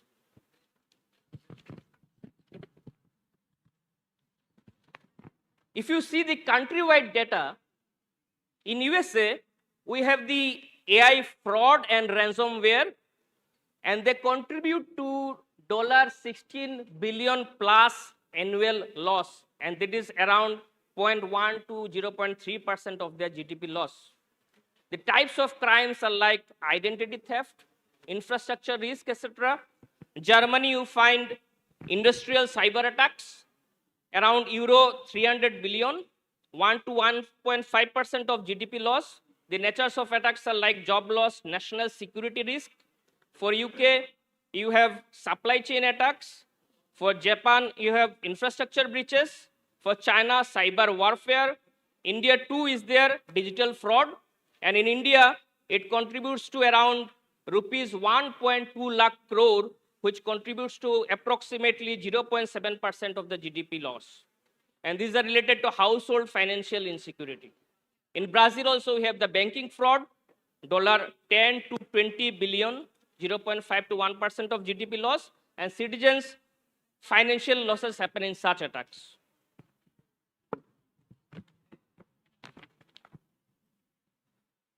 Today, the modern warfare is not only measured in terms of military strength or economic wealth, but the strength is measured in the control over information. How much a country can control the information, on the basis of that, the warfare is measured. And overall, how you use the algorithm, how you perceive the attacks, on the basis of that, the strength of the countries are measured in modern warfare. In the age of digital infrastructure, wars are not just fought with bombs and boots. They are fought in bytes. Every geopolitical flashpoint triggers a parallel battle in the digital world. And the attacks are not limited to governments or militaries. They ripple through the business, public utilities, and civilians. And these are known as cyber attacks. Just an example, in the year 2022, in month of February, the date is 26th. There was a breaking news that all the Russian televisions were hacked during the Russia-Ukraine conflict. And in those television, even the entertainment channels started to show the information regarding war and the news related to the war.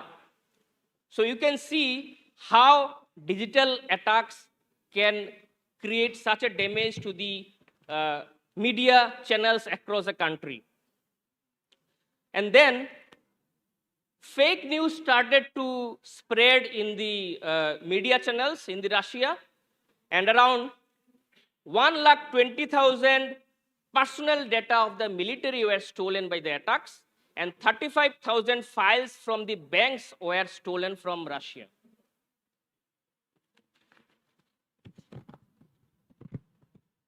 So what are cyber attacks?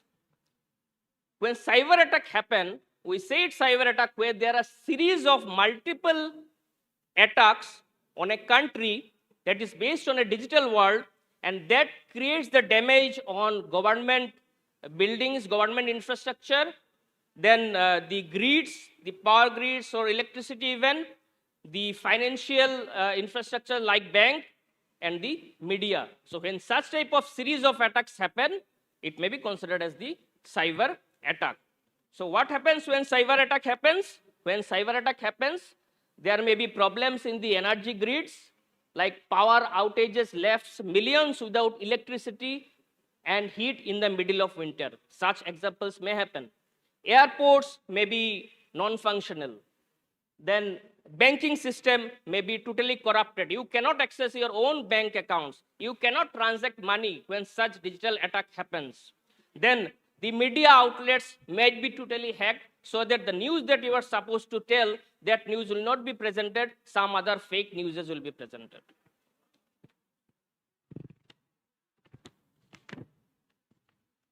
Some cases, when system collapse, real cyber crisis happens. SolarWinds supply chain attack in 2020. What happened? Hackers inserted malicious code into SolarWinds Orion software updates. And what happened based on that? Thousands of organizations who were using that supply chain software could not function and were compromised. Why this is important? Because this is one of the most sophisticated supply chain attacks ever happened in the US. Lessons learned, even trusted software that you hire, that you purchase for running your own industry, for running your own business, that trusted software can also be prone to several digital cyber attacks. Another case, Colonial Pipeline ransomware attack. It affected the major US fuel pipeline. Fuel shortages happened because of non-functional this ransomware attack, and this is one of the largest cyber attack on US energy infrastructure. And finally, because of that, we can say that the government infrastructure or major infrastructure are also liable to be attacked from this digital or cyber warfare. The trend of global cyber attacks. If you see the trend, the count of attacks,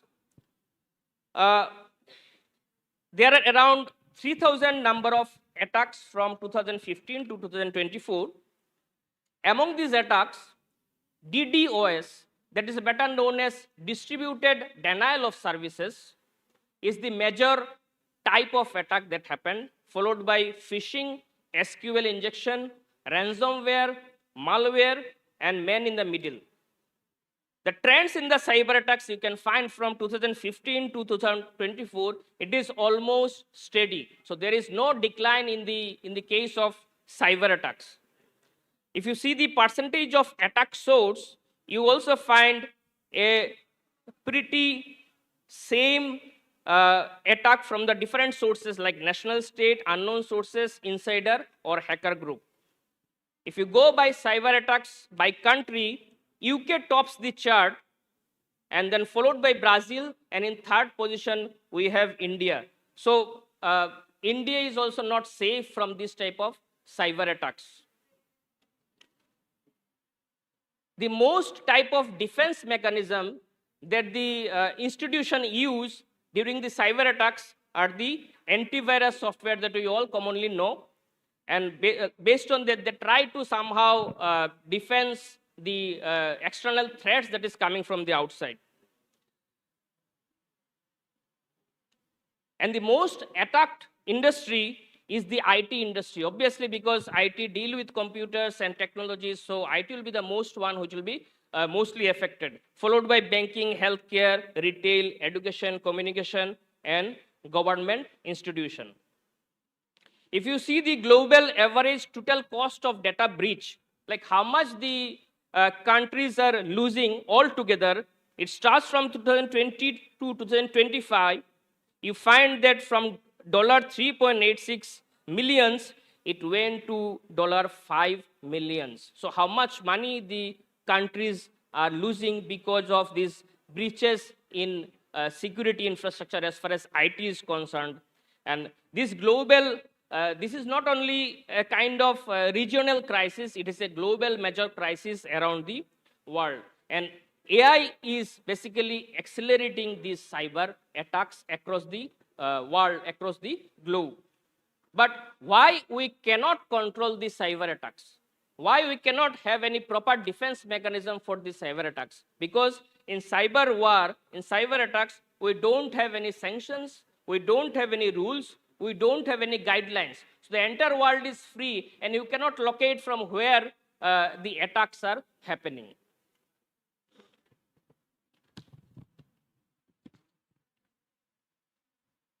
Some major examples or type of cyber attacks. Number one,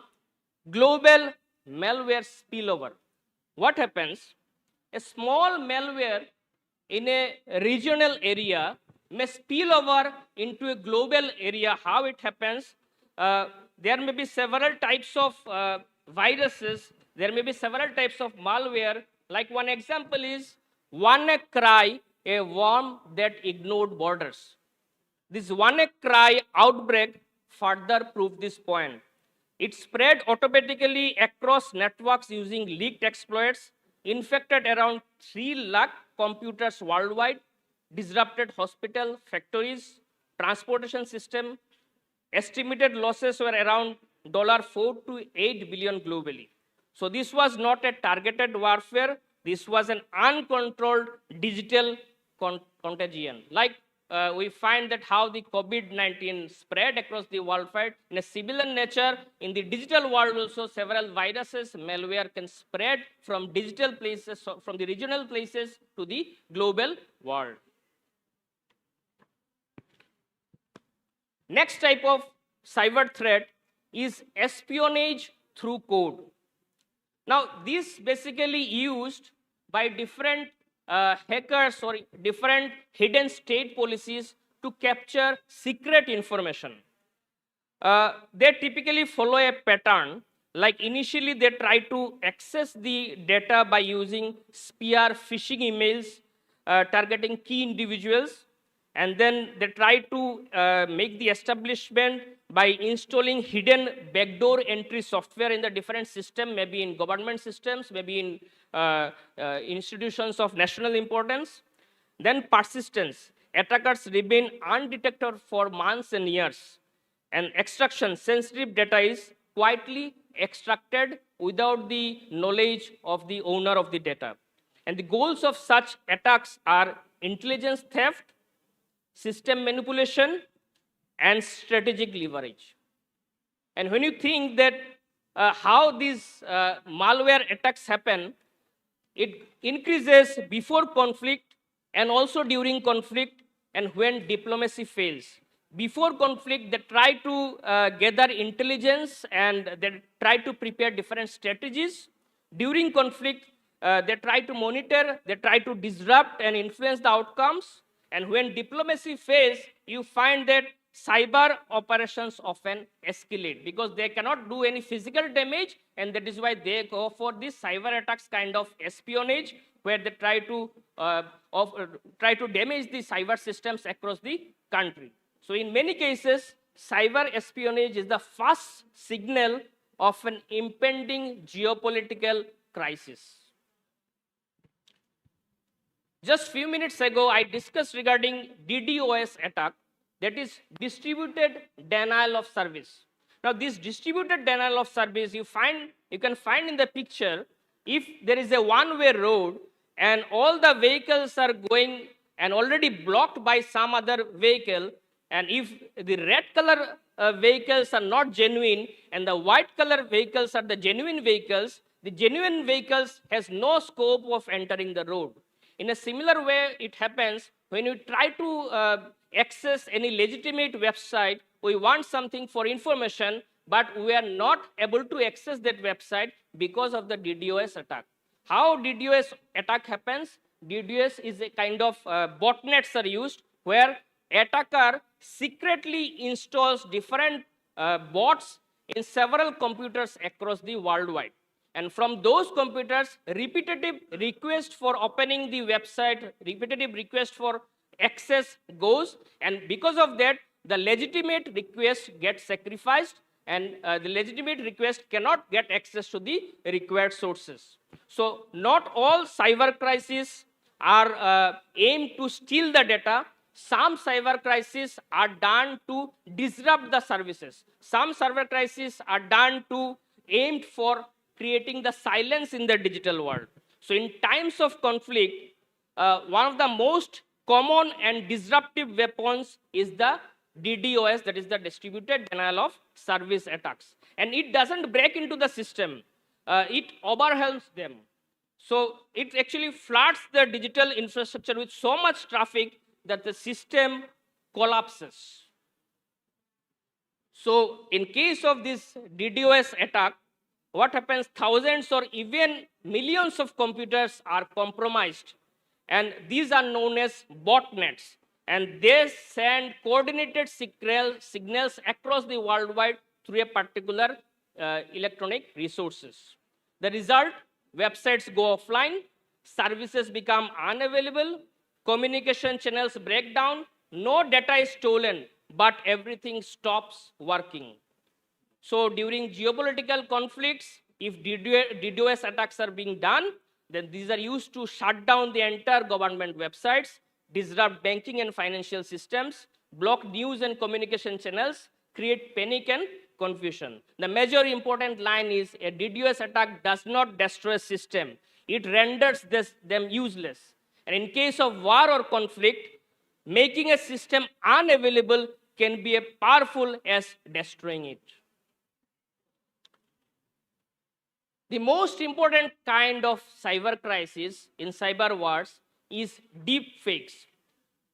From time immemorial, we used to know that what we see, we believe. But in case of deep fakes, what we see, we do not believe, because the trust is compromised.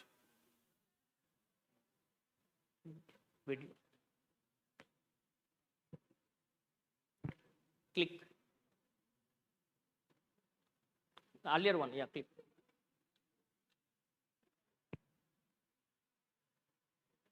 Sound.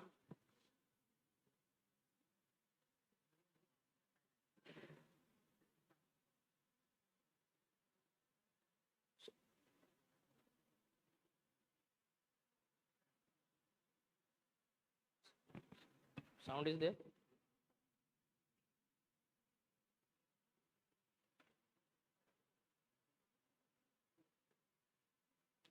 So actually, basically, there are two videos,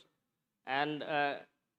you cannot detect that which one is fake and which one is original. Can we proceed to the next slide? It could improve with more computing time, but 90% people cannot tell the difference.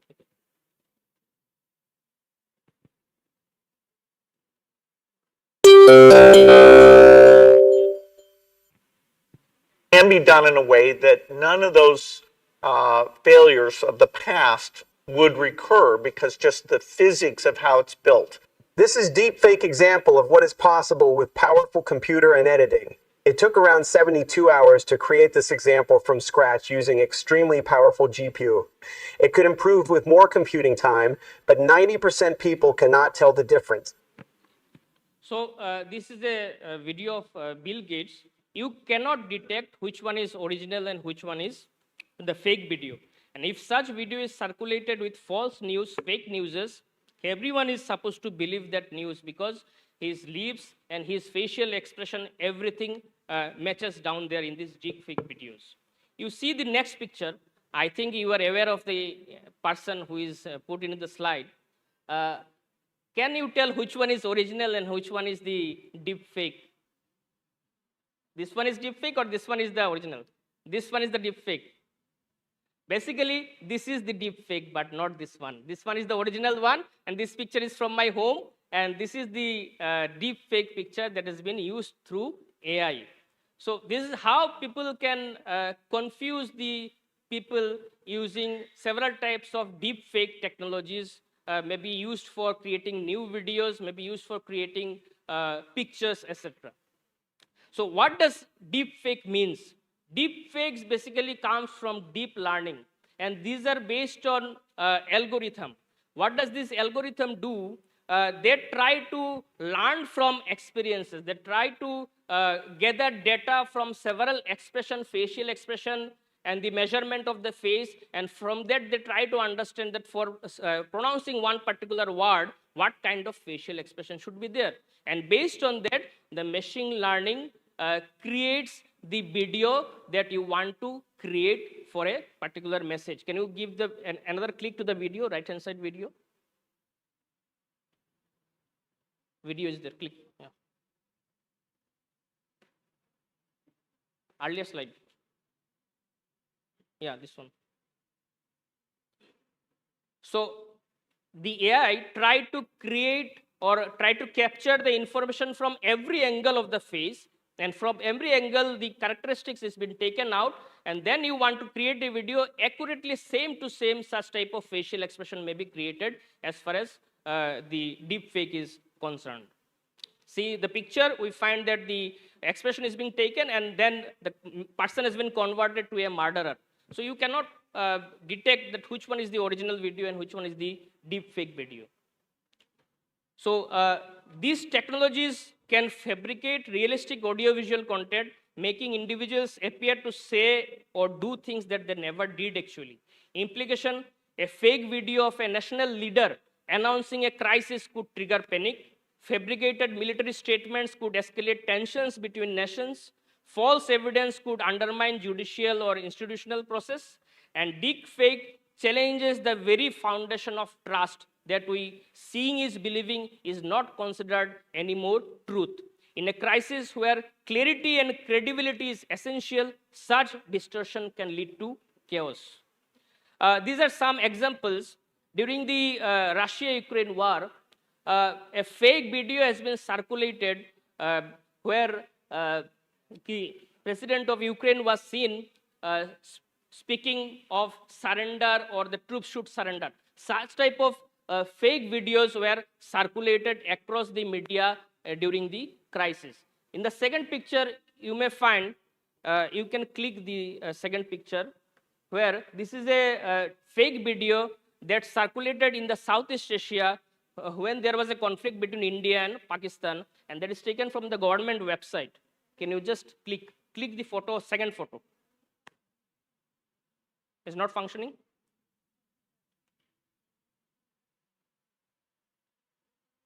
Yeah, there is a link. You can click. Okay, then. Israel is our close ally. Iranian naval ship being sunk is indeed unfortunate, but it was done in international waters. As long the Iranian ship remained in Indian waters, they remained protected. But when they crossed the international waters as Israeli strategic allies, it was our duty to inform Israel about their exact location as a part of our newer strategic deal. So you're wrong to assume that Iran and Israel will help us in achieving that goal. We remain grateful to Prime Minister Benjamin Netanyahu for helping us seek permission of importing Russian fuel. Coming on to this Operation Sindoor, if I say that this is the first time where India decided that dissuasive deterrence will not work, we have to be very credible about it. So there are basically two videos. One video has been circulated during the recent US, Iran and Israel crisis. And that was totally fake video, and the person in the video was our own army general. And then there is also an original video, and the same voice tone has been used creating the deep fake video to make people understand that the video is authenticated. Next slide. Yeah. So this is the data of rise of deep fake videos from 2019 to 2023. You find that from 20,000 number, it increased to around 1 lakh cases of deep fake. And you see the social media where mostly the deep fake is circulated. In the number one position is the Facebook, followed by TikTok, Twitter, and all other social media channels where these deep fake videos are circulated. If you see that who are the most targeted individuals in case of deep fake videos, the celebrities and the politicians. Politicians are in the upper hand because if they say something wrong, that might create a ripple effect in the entire region. And the case of misinformation. This is the most spoken kind of cyber crisis that happens in the social media, because you know when misinformation spread, it can turn down a government. We have several examples across the worldwide where misinformation changed the regime. And because we find that from deep fakes, misinformation comes, from misinformation, propaganda is spread. So when we speak of this propaganda, one example is from recent Operation Sindoor of India-Pakistan conflict, which started in the May 7 of 2025. When the conflict began, 20 to 30% deepfakes videos started to circulate, and then there was a rapid spread, then peak confusion. In the May 9, that is the third day, there was a peak confusion. We find that around 60 to 80% deepfakes were circulated. On May 10, maximum saturation around 70 to 90%, and post-conflict in the correction phase also we find several deepfake videos, that is around 30 to 50%. So winning the war today means winning the narrative. And how can you win the narrative? Through spread of misinformation and propaganda. So this is, I'm not proposing this to win a battle with the help of misinformation, but this is happening right now in the entire world. We can detect the deep fakes through several natural procedures. If you can follow closely, you find that there are some unusual or unawkward facial positions, unnatural body movement, unnatural color. So you can easily detect which one is deep fake video and which one is the original video. There are several websites in India from the government of India side which always puts the actually deep fake video and which is the original video to make people aware that the misinformation should not spread. So we should also be aware whenever we trust any video, we have to check it in the legitimate website where to find whether this is a deep fake video or whether it is a actual original video. There are several other kinds of websites which are providing these services which helps us to identify which is a deep fake video. And the final part of my presentation, that is the AI in the physical border defense, how AI is helping the physical border. The earlier case I discussed regarding the cyber warfare or the digital world. Now, if you see India, India has several borders across, starting from bordering Bangladesh, then Pakistan, then China, then Nepal, Bhutan, Myanmar, and even a small portion there is with Afghanistan. The major portion of border with India lies with Bangladesh. And in case of usage of AI in physical border defense, the first kind of system that is used is comprehensive integrated border management system, that is known as CIBMS. According to that, this has features like AI-powered surveillance system, thermal imagers, motion detecting sensors, ground radar system, laser barriers. Purpose, its main purpose in the Indo-Bangla border is detecting the illegal migrants, illegal crossings. Then it prevents cattle and narcotics smuggling, monitor difficult riverine and forest area. In our places, in the bordering areas with Bangladesh, the entire border is riverine, sometimes in very tough terrain where normal physical presence of soldier or army is not possible. In that case, the AI is supporting in a very good way to detect the illegal migrants and detect the cases of cattle and narcotics smuggling. And community security impact, it reduces cross-border crime, improves response time during the emergencies, enhances safety in vulnerable border villages. And another type of system that is used is smart fencing or bold QIT project. If you see the picture, the Bangladesh border in the town known as Dhubri in Assam, the breadth of the river Brahmaputra in that place is such a big area that no physical presence is possible. This is a natural boundary between India and Bangladesh. And in that type of area, if you see the picture, it is around, in one places it is around 11 kilometer, 8 kilometer, around 9.8, another is around 14.8, and the largest one is 18.6 kilometer breadth in the river. So it is not possible to detect properly any case of illegal immigrants or any other illegal activities. So this type of smart fencing is used, And this smart fencing actually uses the optical fiber cables, digital mobile radio, day and night surveillance camera, and intrusion detection system. Because if such systems are there, there is a great relief for the physical troops present there who do not have to do 24/7 monitoring because they can depend on the AI system that is present there. Then we have the AI-powered drone surveillance system,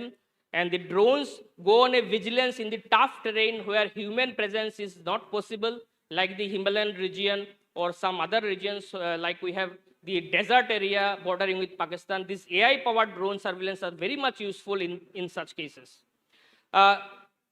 One of the premier institutes in Assam, IIT Guwahati, they have developed these AI robots for border surveillance. And they have all the features like a human person that can do while having a surveillance of the border.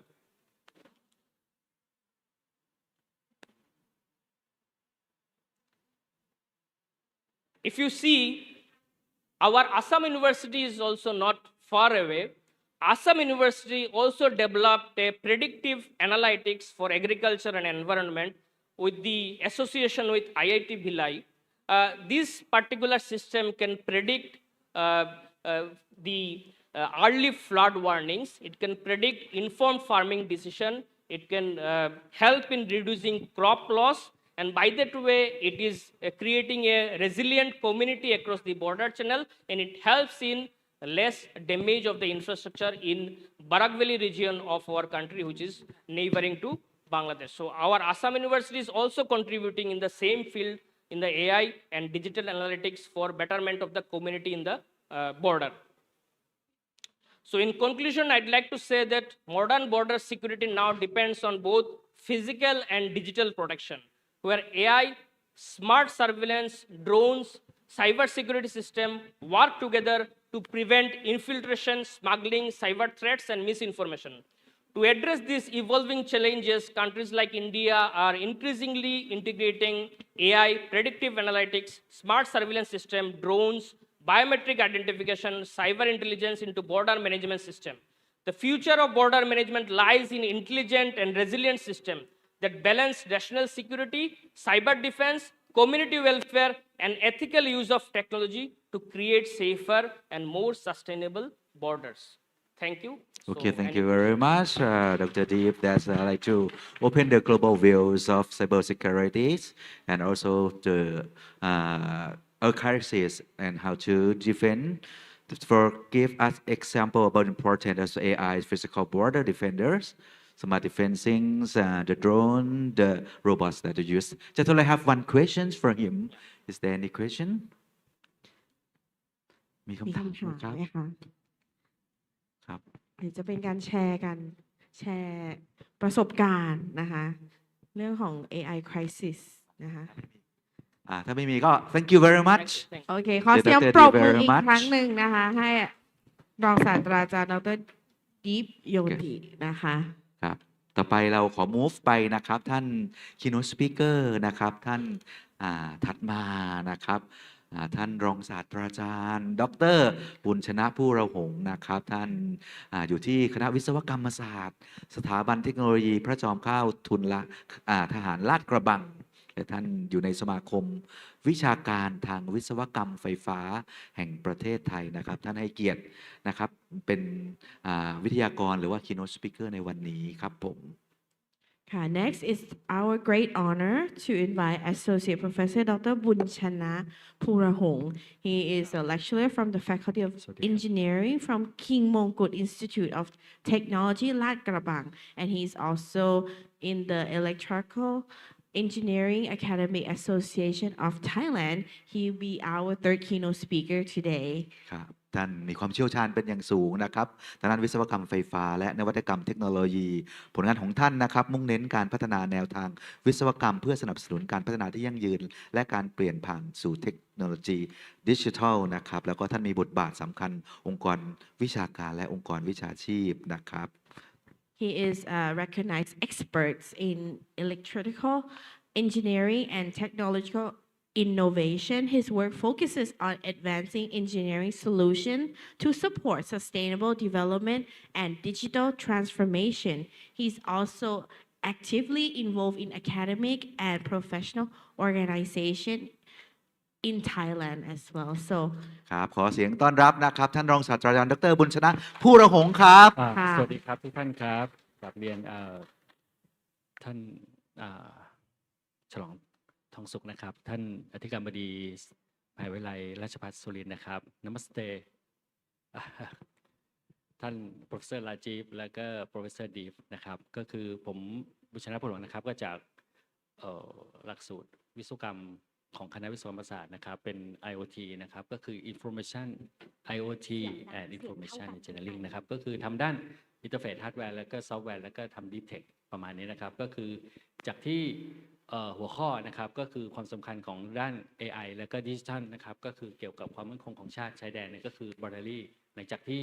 ท่าน Keynote Speaker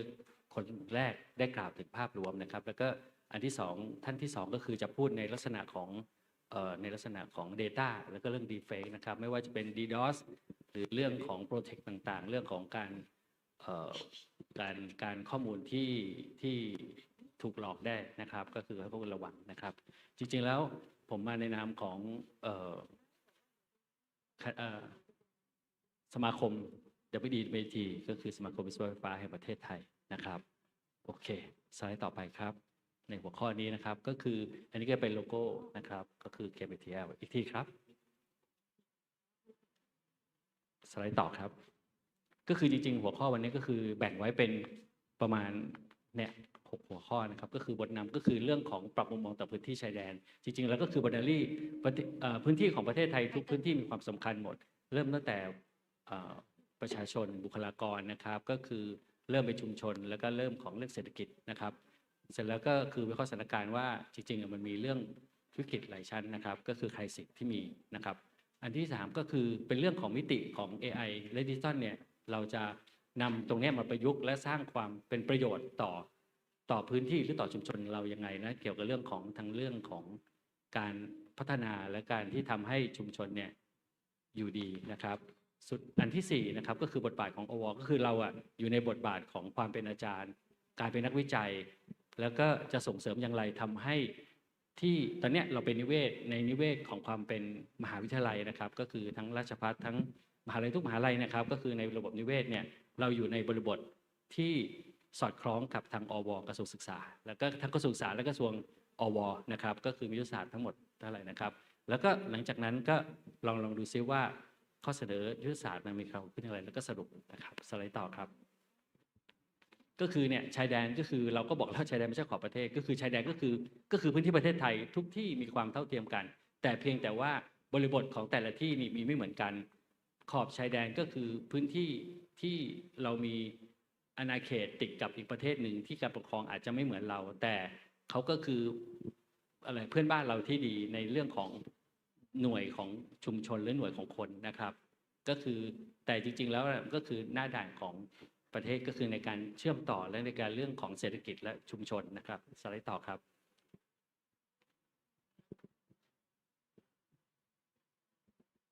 ก็คือจริงๆแล้วเนี่ยเรา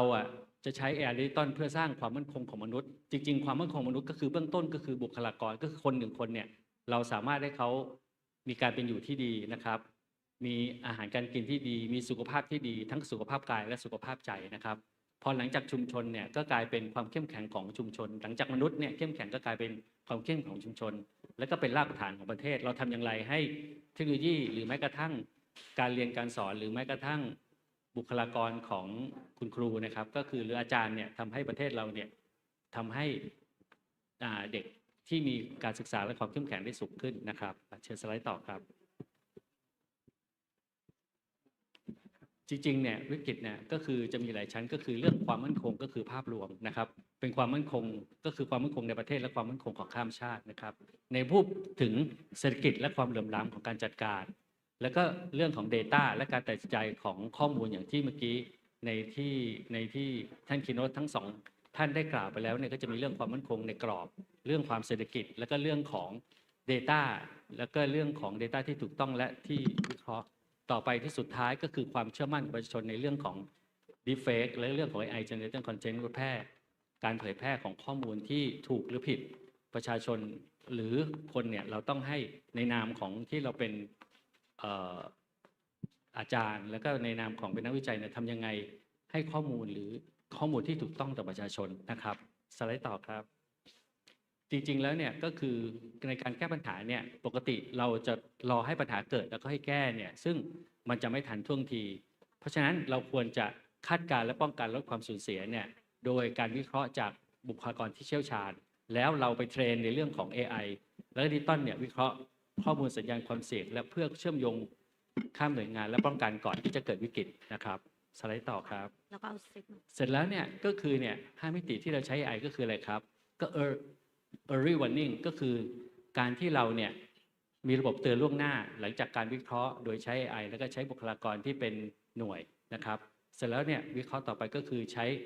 มีหน่วยการรวมก็คือใช้ศูนย์ประชาการนะครับตัดสินใจแล้วก็มีประกาศออกไปในความที่ถูกต้องนะครับแล้วก็มีความมั่นคงของชุมชนที่ประชาชนส่วนใหญ่มีส่วนร่วมแล้วต่อไปก็คือเราก็ทำให้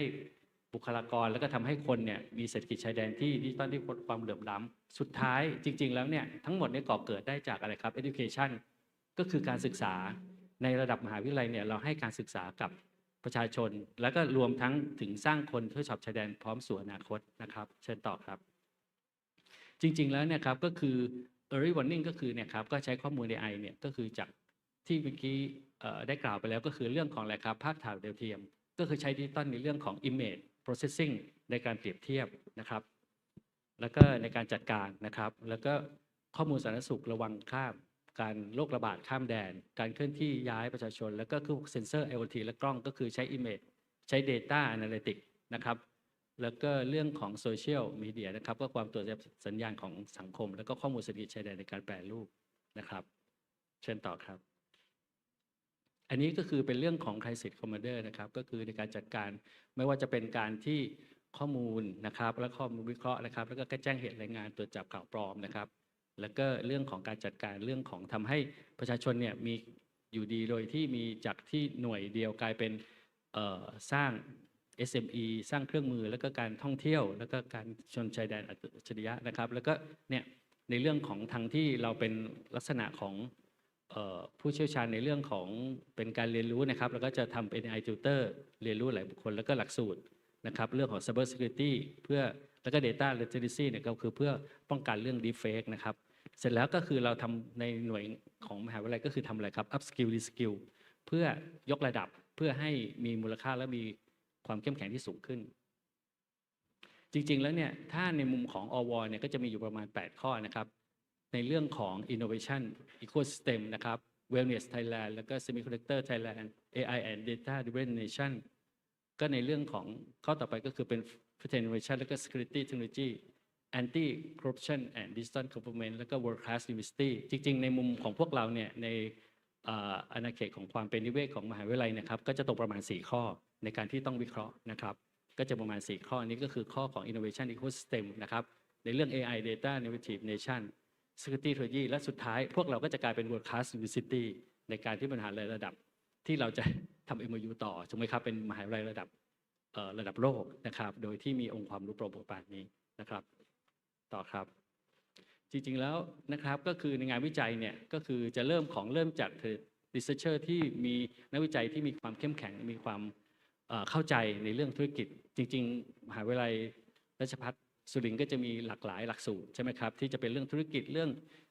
ทางด้านเทคโนโลยีเรื่องวิศวะเรื่องอะไรครบทุกด้านนะครับก็คืออันนี้ researcher ด้านวิจัยรุ่งพางานวิจัยเนี่ยใช้ประโยชน์จริงก็คือออกสู่สังคมและไปเทสระบบนะครับแล้วก็ global network ก็คือเชื่อมมหาลัยไทยกับมหาลัยโลกที่กำลังจะทำชุดต่อไปนี้นะครับสุดท้ายเราจะมีพื้นที่ทดลองนวัตกรรมจากมหาลัยสู่ชุมชนที่ทำอยู่เป็น lab จริงนะครับต่อไปครับอันนี้ก็คือเป็นแนวทางการขับเคลื่อนก็คือระบบข้อมูลการเชื่อมหน่วยงานเห็นภาพเรียลไทม์พร้อมกับธรรมาภิบาลที่ข้อมูลที่จริงแล้วพวกนี้ก็คือจะเป็นแนวทางขับเคลื่อนก็คือเป็นสเต็ปนะครับก็คือใช้ AI เนี่ยในการปรับบริบทไทยเพื่อวิเคราะห์การวิเคราะห์ทุกประเภทยกระดับมหาลัยชายแดนเป็นเครื่องยนต์ในการพัฒนาภูมิภาค upskill skill ครอบคลุมจากที่เรากล่าวไปแล้วใช้ AI โปร่งใสในการธรรมาภิบาลนะครับเช่นครับสรุปจริงๆแล้วเนี่ยเราควรที่จะทำ AI ที่มีความ เชื่อถือได้นะครับจากวรรณกรรมสู่กรอบความเชื่อถือที่พุทธศาสนาก็คือในที่สุดนะครับที่เรากังวลในเรื่องของ AI และเรื่องของ deepfake อะไรก็ตามสุดท้ายเนี่ย AI เชื่อถือได้จนกระทั่งเราก็จะไปถึงตอนสุดท้ายก็คือหลักกรรมสูตรก็คือเราควรจะเชื่อในสิ่งที่เราปฏิบัติจริงนะครับข้อต่อไปครับอันเนี้ยจะเป็น2งานที่ยกตัวอย่างขึ้นมานะครับก็คือด้านหนึ่งนะครับก็เป็นเรื่องแพลตฟอร์มการศึกษาที่เราสนับสนุนเรื่องของ up skill re skill แล้วเราช่วยเป็นแพลตฟอร์มที่ช่วยทางอาจารย์หรือทางผู้สอนเนี่ยในการที่ใช้ AI ในการที่เตรียมข้อมูลเตรียมข้อการศึกษาสำหรับในการให้อาจารย์เนี่ยได้ไปสอนต่อไม่ว่าจะเป็นส่งตัวอย่างที่ท่านอาจารย์ติ๊กส่งยกตัวอย่างเป็นพารากราฟออกมาแล้วก็ส่งสามารถเป็นสไลด์และเป็นสไลด์แล้วก็เป็นคลิปวิดีโอสั้นๆได้แต่ตอนนี้เดี๋ยวอีกทีจะต้องเปิดไหมครับ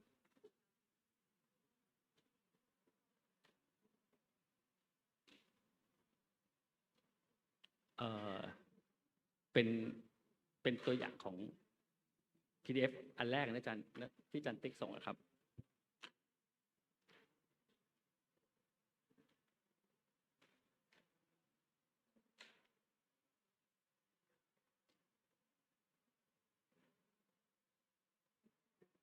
อันนี้เป็นลักษณะของหลังจากเป็นสไลด์ที่ไปแล้วเราทำย่อยออกมาเป็นพารากราฟที่ย่อแต่มีต้นแบบไหมครับไม่เป็นไรครับงั้นเดี๋ยวตัวนี้เดี๋ยวค่อยว่ากันอีกทีงั้นสไลด์ต่อไปครับ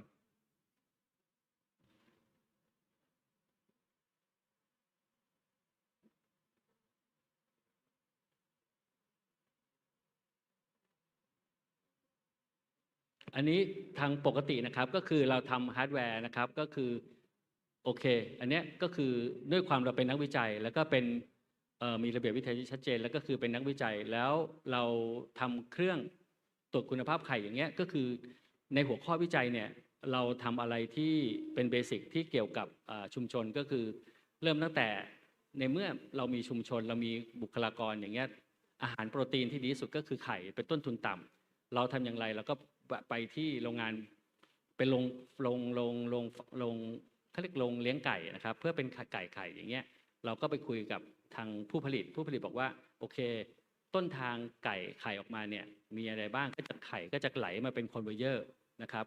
เป็นภาพไหลของคอนเวอร์เยอร์ครับโทษทีครับก็คือจริงๆเราก็เริ่มต้นตั้งแต่เราไปนับไข่ที่ออกจากคอนเวอร์เยอร์ดูปริมาณแล้วก็เช็คในการที่ต้นทางจะปลายทางเนี่ยไข่หายไปเท่าไหร่แต่ในที่สุดถามว่าพอเราเป็นธุรกิจเป็นได้ไหมกลายเป็นถึงแม้เราจะสอบถาม Data ที่ถูกต้องหรือข้อคำถามหรือข้อความต้องการของโรงฟักไข่ประมาณนี้โรงไก่อย่างเงี้ยเรานับได้เราเช็คกิ้งได้ 100% แต่ประเด็นคือกลายเป็นพอของสูญเสียไปเนี่ยมันก็ไม่สามารถที่จะรีเทิร์นกลับมาคืนไม่ได้จริงๆเราต้องเช็คถึงขนาดที่ว่าต้นทางไข่ออกมาเท่าไหร่แล้วไก่ออกไปเนี่ยมีไข่เท่าไหร่แต่ในสุดเวลาไข่ขายออกมาเนี่ยเราจะเมื่อถึงมือผู้บริโภคเนี่ยจะถูกคัดไซส์จากบุคคลภายนอกแต่จริงๆแล้วไข่ที่อยู่ในโรงไก่อย่างเงี้ยเขาจะชั่งเป็นกิโลเราก็ทำต่อไปก็คือกลายเป็นเครื่องวัดคุณภาพเราเห็นส่วนต่างเนี่ยเครื่องคุณภาพของไข่ไก่เนี่ยไข่1ฟองเนี่ยจะมีประมาณ2 บาทถึง3 บาทแต่พอเราไปเห็นตลาดอันนึงไข่ฟองหนึ่งเท่ากันแต่มีมูลค่าฟองละประมาณ18 บาทก็คือไก่ที่ไข่ไปเป็นแม่ไก่อีกทีหนึ่งเพราะฉะนั้นและไข่1ฟองเนี่ยจะต้องใช้เวลาฟักประมาณ28 วันถ้าไข่ไม่มีคุณภาพไปอยู่ในโรงฟักเราจะสูญเสียเวลาไป28 วันเพราะนั้นเราทำเครื่องมืออันนี้เป็นสเต็ปแรกก็คือเป็นนับฟองไข่ที่ไหลในคอนเวอร์เยอร์โดยใช้เทคโนโลยีที่เรามีอันนี้หลังจากที่เราทำได้เพนพอยต์จากโรงงานแล้วพวกเราเนี่ยเป็นอาจารย์เราก็สามารถเขียนบทความได้อันนี้ได้1 conference กับ1 journal นะครับที่ตีพิมพ์จริงๆลองกดรันได้ไหมครับ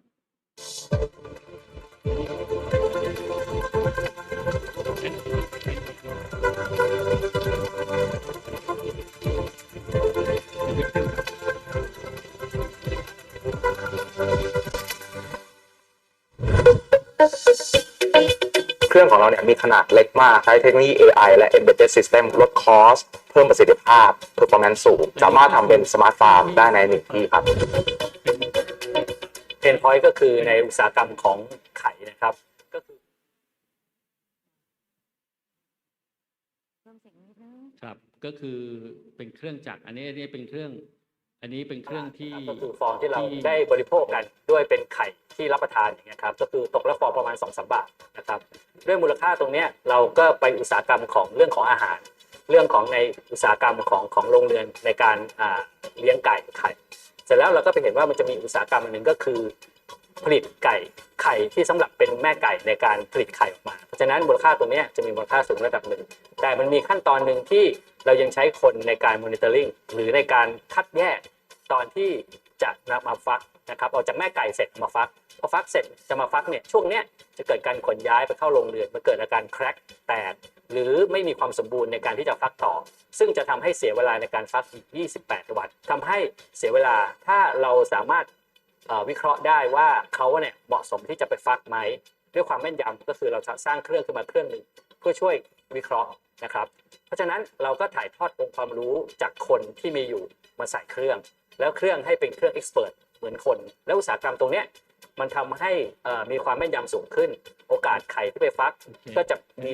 โอกาสประมาณ100%ครับก็คือจริงๆเราเล่าให้ฟังเนี่ยครับก็คือด้วยบริบทนะครับเครื่องจักรเราจะฉลาดไม่ฉลาดเราทำเครื่องมือได้เต็มที่คราวนี้ขึ้นอยู่กับคนเทรนก็คือจะมีบุคลากรที่ประจำอยู่ในโรงงานแต่โรงงานของไม่ว่าจะเป็น CP หรือเบทาโกลหรืออะไรก็ตามเขาจะมีมุมมองของการเช็คว่าแบบนี้ผ่านหรือไม่ผ่านเพราะฉะนั้นเครื่องแต่ละเครื่องเนี่ยที่เราไปเก็บ Data เนี่ยแต่ละเครื่องที่โดยเทรนจากต่างคนต่างบริษัทเนี่ยก็จะไม่เหมือนกันคุณภาพการคัดเลือกก็จะไม่เหมือนกันแต่ในที่สุดเราก็จะพอเข้าใจนะครับว่าแต่ละบริบทเนี่ยแค่นี้สามารถฟักได้แค่นี้สามารถยังฟักไม่ได้อะไรประมาณนี้โดยทดสอบเนี่ยประมาณเรามีประสิทธิภาพสูงประมาณสูงกว่าคนนะครับเสร็จแล้วเนี่ยเราสามารถที่จะทำได้สูงกว่านั้นได้แล้วก็คือทำสเต็ปต่อไปก็คืออนาคตเราสามารถพิจิตรได้ว่าไข่ฟองนั้นๆเนี่ยตอนเนี้ยมีเชื้อและติดเป็นตัวไหมเราจะได้ถ้าไม่ติดเป็นตัวเราจะได้เอาออกนะครับจริงๆแล้วโอเคอันนี้ก็เป็นจะเล่าให้ฟังว่านักศึกษาที่เรารับตั้งแต่ปริญญาตรีปี1มาจนกระทั่งจบปริญญาเอกเนี่ยสามารถเปิดบริษัทและสร้างบริษัทได้เป็น entrepreneur จริงๆนะครับก็คืออันนี้ก็ไปตั้งบริษัทเป็นบริษัทหนึ่งที่สร้างเครื่องมาแล้วก็ให้ใช้นะครับสเต็ปต่อไปครับอันนี้ก็คือความเชื่อมั่นทาง AI เนี่ยว่าเราจะ trust เชื่อได้ไหมนะครับก็คือความผิดพลาดนั้นได้เป็นศูนย์และก็คือเรื่องของหลักการมาสูตรก็คืออย่าไม่เชื่อง่ายๆ10 ประการผลลัพธ์ในทางปฏิบัติเชิญต่อครับ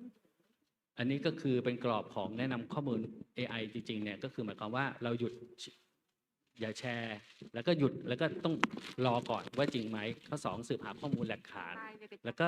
หาแหล่งอื่นที่ยืนยันแล้วก็ตามรอยต้นตอว่าจริงไม่จริงนะครับโอเคผ่านครับ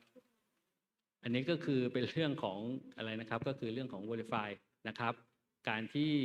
เราจะต้องเนี่ยนะครับก็คือตรวจสอบข้อมูลที่เข้าถึงนี่คือในเรื่องของเบสิกทั่วไปของการที่ให้ข้อมูลเข้าหรือการที่เช็คกิ้งเรื่องของตอนที่เบื้องเบสิกครับเหมือนกับตอนที่เราให้ข้อมูลหรือในเรื่องของตอนที่อะไรนะครับเมลอย่างเงี้ยโอเคก็เรื่องที่บอกโอเคในการระบบเข้าถึงข้อมูลโอเคถอยกลับไปต่อได้เลยครับอันนี้ก็คืออย่างที่บอกครับเรื่องการมาสู่ก็คือก่อนที่เราจะถูกหลอกตามเนี่ยครับอย่าไปเชื่อว่าฟังตามกันมาข่าวที่แชร์ในโซเชียลมีเดียนะครับอ้างคัมภีร์ก็บอกว่าเชื่อโดยที่ไม่ตรวจสอบหรือตรรกะเพียงอย่างเดียวเนี่ยก็คือเหมือนกับเราเชื่ออยากจะเชื่อนะครับก็คือตรงกับทิฏฐิบุคคลก็คืออยากจะเชื่อก็คือเชื่อรูปลักษณ์ของความน่าเชื่อถือก็คือระวังให้ดีในเรื่องของ deepfake นะครับต่อไปครับโอเคตามนี้แนวทางที่6ก็คือเป็นเรื่องของในเรื่องของกระทรวงอวนะครับแล้วก็คือในหลักการของใช้ดิจิทัลนะครับก็คือเรื่องการศึกษาแล้วก็เรื่องของเอาคำเบสเลยครับในการทดลองในใช้วงกว้างเนี่ยอนาคต AI ก็คือขึ้นอยู่กับว่าเราจะรู้เท่าทันเขาแค่ไหนต่อไปครับ AI ที่ดีก็คือเป็น AI ที่ไม่ได้ฉลาดสุดแต่เป็น AI ที่ประชาชนเชื่อถือได้และใช้ได้จริงและสร้างความเป็นธรรมให้สังคมเราอยู่ด้วยกันได้ในนิเวศเชิญต่อครับอันนี้ก็คืออย่างที่บอกเมื่อกี้ครับก็คือ AI ดิจิตอลเนี่ยเป็นเครื่องมือของทุกคนนะครับแล้วก็เปลี่ยนจากงานวิจัยเป็นพลังงานเปลี่ยนชีวิตผู้คนไม่ใช่เป็นเพียงความรู้แต่ว่าเราควรสร้างและช่วยสร้างกันไปและยกระดับทั้งระดับนะครับและชายแดนจุดเริ่มต้นใหม่ขอบต่อไปครับโอเคอันนี้ก็เป็นโปสเตอร์หลักของกลามาสูตรก็คืออย่างที่บอกครับเราควรจะปฏิบัติแล้วก็คือทดลองจริงและอย่าไปเชื่อในสิ่งที่ไม่ควรเชื่อนะครับโอเคขอบคุณมากครับได้ครับมีสอบถามไหมครับ Thank you very much, Associate Professor Dr. บุญชนะผู้ระหง Keynote address is very valuable for us. มีคำถามสักหนึ่งคำถามไหมครับ ค่ะ มีมั้ยครับอย่าเพิ่งยิ้มนะครับ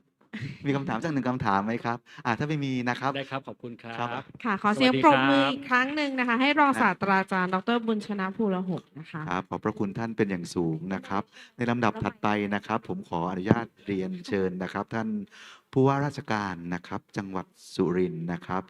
ท่านจำเริญแหวนเพชรนะครับกล่าวต้อนรับแล้วก็มอบของที่ระลึกให้กับ Keynote Speaker ครับขอเรียนเชิญครับ We would like to invite His Excellency Jamren Wanpet, the Governor of Surin Province. He is here with us to welcome all the participants and our honorable guest that is here with us at this conference. ครับเรียนท่านอธิการบดีมหาวิทยาลัยราชภัฏสุรินทร์ท่านดร.ฉลองสุขทองท่านคณาจารย์ท่านแขกพิเศษจากรัฐอัสสัมประเทศอินเดียท่านคณาจารย์นักวิจัยท่านผู้ร่วมกิจกรรมการประชุมเชิงวิชาการในโครงการประชุมวิชาการนำเสนอผลงานวิจัยบัณฑิตศึกษาระดับชาติครั้งที่ 16ทุกท่านนะครับวันนี้ผมรู้สึกเป็นเกียรติและยินดีเป็นอย่างยิ่งนะครับที่ทางมหาวิทยาลัยราชภัฏสุรินทร์กล่าวต้อนรับผู้เข้าสัมมนาและวิทยากรในวันนี้นะครับครับในหัวข้อการประชุมนะครับ AI และดิจิทัลในการจัดการวิกฤตและพัฒนาความมั่นคงชุมชนชายแดนนะครับซึ่งเป็นหัวข้อที่มีความสำคัญและสอดคล้องกับบริบทการพัฒนาประเทศพื้นที่ชายแดนในยุคดิจิทัลเป็นอย่างยิ่งซึ่งจังหวัดสุรินทร์ของเราก็เป็นจังหวัดที่มีพื้นที่เขตชายแดนถึง5 อำเภอด้วยกันนะครับก็ผมจึงขอต้อนรับคณาจารย์นักวิจัยนักศึกษาและผู้เข้าร่วมประชุมจากสถาบันการศึกษาทั้งในประเทศไทยและต่างประเทศทุกท่านด้วยความยินดียิ่งนะครับซึ่งการที่ทุกท่านได้เดินทางมาแลกเปลี่ยนองค์ความรู้ณพื้นที่จังหวัดสุรินทร์ในครั้งนี้ก็นับเป็นโอกาสสำคัญในการเสริมสร้างเครือข่ายทางวิชาการและการพัฒนาความร่วมมือในระดับชาติและนานาชาติจังหวัดสุรินทร์เป็นจังหวัดที่มีพื้นที่ชายแดนและมีความสำคัญมีศักยภาพทางเศรษฐกิจสังคมวัฒนธรรมและความมั่นคงการพัฒนาจังหวัดให้ก้าวหน้าอย่างมั่นคงและยั่งยืนนั้นก็จำเป็นต้องอาศัยองค์ความรู้เทคโนโลยีและนวัตกรรมใหม่ๆโดยเฉพาะอย่างยิ่งเทคโนโลยีด้านปัญญาประดิษฐ์หรือ AI และความทันสมัยของดิจิทัลซึ่งมีบทบาทสำคัญต่อการบริหารจัดการวิกฤตการพัฒนาความปลอดภัยของชุมชนการยกระดับคุณภาพชีวิตของพี่น้องประชาชนในโอกาสนี้นะครับก็ต้องขอชื่นชมและขอบคุณทางมหาวิทยาลัยราชภัฏสุรินทร์ซึ่งเป็นสถาบันอุดมศึกษาหลักของจังหวัดที่ท่านได้ทำหน้าที่สำคัญในการเชิญผลการวิจัยในเรื่องนี้จากแหล่งผลิตบัณฑิตงานวิจัยและองค์ความรู้ต่อความต้องการของท้องถิ่นจังหวัดสุรินทร์ของเราแล้วก็มหาวิทยาลัยราชภัฏสุรินทร์เองก็ได้ทำงานร่วมกันอย่างใกล้ชิดในหลายมิตินะครับโดยเฉพาะในเรื่องของการพัฒนาทรัพยากรมนุษย์การสนับสนุนงานวิจัยเพื่อแก้ไขปัญหาของชุมชนตลอดระยะเวลาที่ผ่านมาการสร้างความมั่นคงให้เศรษฐกิจฐานรากในจังหวัดตลอดจนการพัฒนาเทคโนโลยีและนวัตกรรมที่เหมาะสมเพื่อไปใช้ในพื้นที่ของจังหวัดนะครับถือเป็นอีกหนึ่งกลไกสำคัญนะครับที่สะท้อนถึงความร่วมมือระหว่างภาครัฐและสถาบันการศึกษาในการสร้างเวทีสำหรับการนำเสนอผลงานวิจัยการแลกเปลี่ยนเรียนรู้การต่อยอดองค์ความรู้การปฏิบัติจริงนะครับซึ่งก็จะมีผลต่อการพัฒนาจังหวัดในประเด็นยุทธศาสตร์ต่างๆโดยเฉพาะในพื้นที่ชายแดนให้มีความเข้มแข็งมั่นคงและสามารถที่จะรองรับการเปลี่ยนแปลงในยุคดิจิทัลนะครับแล้วก็ ในการผลิตต่างๆให้มีประสิทธิภาพสอดคล้องกับภาวะปัจจุบันที่เราเจอวิกฤตพลังงานเจอวิกฤตเศรษฐกิจที่ข้าวของจะแพงขึ้นคนในพื้นที่ชายแดนก็ย่อมที่จะมีผลกระทบโดยตรงที่ผ่านมาเศรษฐกิจก็กระทบไปเยอะเนื่องจากว่าเราปิดด่านพี่น้องในพื้นที่ก็มีความวิตกกังวลในการทำมาหากินในการที่จะประกอบอาชีพเช่นทุเรียนซึ่งเป็นผลไม้ราคาดีในพื้นที่ชายแดนของเราทั้ง 3-4 อำเภอในช่วงอพยพก็ไม่มีการบำรุงต้นบำรุงใบดูแลก็จะทำให้การติดดอกติดลูกก็น้อยลงโดยอัตโนมัติก็ในเรื่องอื่นๆเช่นกันไม่ว่าจะเป็นทำไร่อ้อยในการที่จะเก็บเกี่ยวก็มีความเสี่ยงที่จะไปเจอวัตถุตกค้างวัตถุระเบิดก็มีการลงทุนเพิ่มขึ้นในการที่จะต้องใช้เครื่องจักรหรือการต้องเผาอ้อยซึ่งผิดหลักการในการเก็บเกี่ยวแต่ทั้งนี้ทั้งนั้นก็เพื่อความอยู่รอดก็เห็นได้ว่ามีผลกระทบทั้งนั้นนะครับเพราะฉะนั้นในเรื่องของ AI ในเรื่องของดิจิตอลในเรื่องของเทคโนโลยีใหม่ๆก็ย่อมที่จะไปช่วยให้กับพื้นที่ชายแดนของเราหรือพื้นที่อื่นๆในจังหวัดสุรินทร์ของเราได้รับโอกาสในการพัฒนาซึ่งภาควิชาการภาคงานวิจัยทั้งในและต่างประเทศก็จะช่วยในเรื่องนี้ได้เป็นอย่างยิ่งผมจึงมีความรู้สึกขอบคุณและก็จะติดตามเรื่องราวต่างๆจากผลการวิจัยที่เป็นรูปธรรมอย่างเมื่อสักครู่ก็โชคดีนะครับได้ฟังบรรยายอยู่แวบหนึ่งและท่านได้ฉายวิดีทัศน์ซึ่งเป็นผลการทำงานของท่านอาจารย์และนักศึกษาของมหาวิทยาลัยเทคโนโลยีพระจอมเกล้าเจ้าคุณทหารลาดกระบังใช่ไหมซึ่งก็เห็นได้เลยว่าเป็นรูปธรรมที่น้องๆนักเรียนนักศึกษาสามารถที่จะผลิตเครื่องมือในการคัดแยกไข่พร้อมฟักได้ซึ่งก็ในเชิงอุตสาหกรรมหรือสามารถไปใช้ในฟาร์มเล็กๆได้อย่างนี้ก็ถือว่าเป็นการวิจัยที่มีชีวิตการวิจัยที่สามารถเอาไปมีผลทางเศรษฐกิจแล้วก็ลดต้นทุนแล้วก็มีความแม่นยำในการคัดเลือกผลผลิตต่างๆเพราะฉะนั้นเชื่อว่าการสัมมนาครั้งนี้ก็จะเป็นประโยชน์อย่างยิ่งกับพื้นที่จังหวัดสุรินทร์นะครับสุดท้ายนี้ผมในนามของผู้บริหารจังหวัดสุรินทร์ก็ต้องขอแสดงความยินดี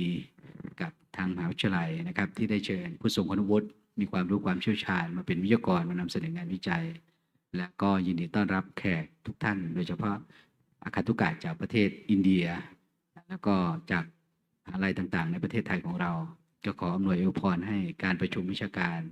การนำเสนอผลงานวิจัยบัณฑิตศึกษาระดับชาติครั้งที่ 16ที่มหาวิทยาลัยราชภัฏสุรินทร์ในครั้งนี้ประสบความสำเร็จด้วยดีทุกประการขอบคุณมากครับครับขอบคุณท่านผู้ว่าราชการจังหวัดสุรินทร์เป็นอย่างสูงนะครับในลำดับถัดไปนะครับขอเรียนเชิญผู้ว่าอยู่บนเวทีก่อนนะครับอยากจะเชิญkeynote speaker like to call upon the vice chancellor up on the stage to receive the token of appreciation from our governor His Excellency จำเริญแหวนเพชร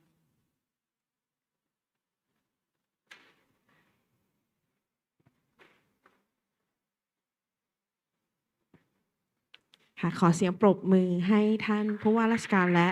ท่าน keynote speaker ของเราด้วยนะคะ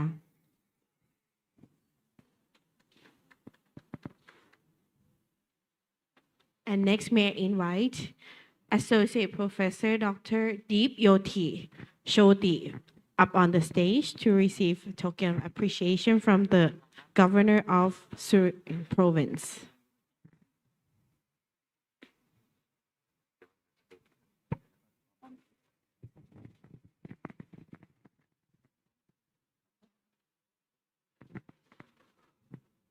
ค่ะขอเสียงปรบมือให้ท่าน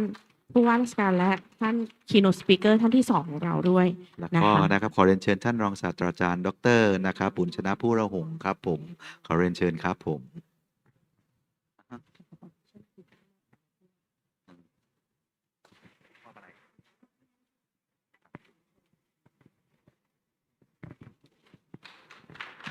แล้วก็ในลำดับถัดไปขอเรียนเชิญท่านอธิการบดีนะครับมอบของที่ระลึกให้กับท่านผู้ว่าราชการจังหวัดสุรินทร์ครับผมค่ะ May I invite our President Associate Professor Dr. Chalong Suktong to please present token of appreciation to our Governor of Surin Province ท่านจำเริญแหวนเพชรค่ะขอเสียงปรบมือให้ท่านผู้ว่าราชการจังหวัดสุรินทร์และท่านอธิการบดีมหาวิทยาลัยราชภัฏสุรินทร์ด้วยค่ะครับขอบพระคุณท่านผู้ว่าราชการจังหวัดสุรินทร์เป็นอย่างสูงค่ะใน นะ ลำ ค ดั รั บบ ไปขอเรียนเชิญท่านอยู่บนเวทีเพื่อถ่ายรูปร่วมกันก่อนนะคะ May I invite all of the distinguished guests, the keynote speaker, up on the stage to please take up photos together. ขอเรียนเชิญท่านผู้บริหารมหาวิทยาลัยราชภัฏสุรินทร์นะคะแล้วก็เครือข่ายของเราในวันนี้ด้วยนะคะครับหลังจากนั้นเดี๋ยวจะมีนะครับช่วงเวลาช็อตสั้นๆประมาณสัก10 นาทีนะครับเราจะมีการลงนามความร่วมมือนะครับระหว่างมหาวิทยาลัยราชภัฏสุรินทร์กับมหาวิทยาลัยอัสสัมนะครับประเทศอินเดียนะครับจริงๆนะครับกิจกรรมที่เราได้มีการดำเนินการแลกเปลี่ยน keynote speaker หรือว่างานวิจัยเรานะครับได้ดำเนินการมาเป็นระยะเวลา2 ปีที่ผ่านมานะครับพอดีวันนี้นะครับท่านอธิการบดีจากมหาวิทยาลัยอัสสัมได้เดินทางมานะครับเป็น keynote speaker เราก็เลยเอาเลิกวันดีในวันนี้ในการที่จะลงนาม MOU นะครับร่วมกับมหาวิทยาลัยอัสสัมครับค่ะ Please everyone please smile ค่ะขออนุญาตยกนิ้วนะคะ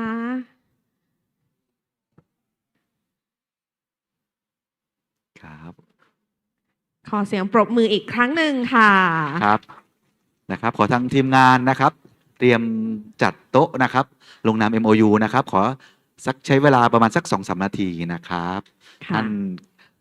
จะได้เป็นสักขีพยานนะครับในการลงนามความร่วมมือ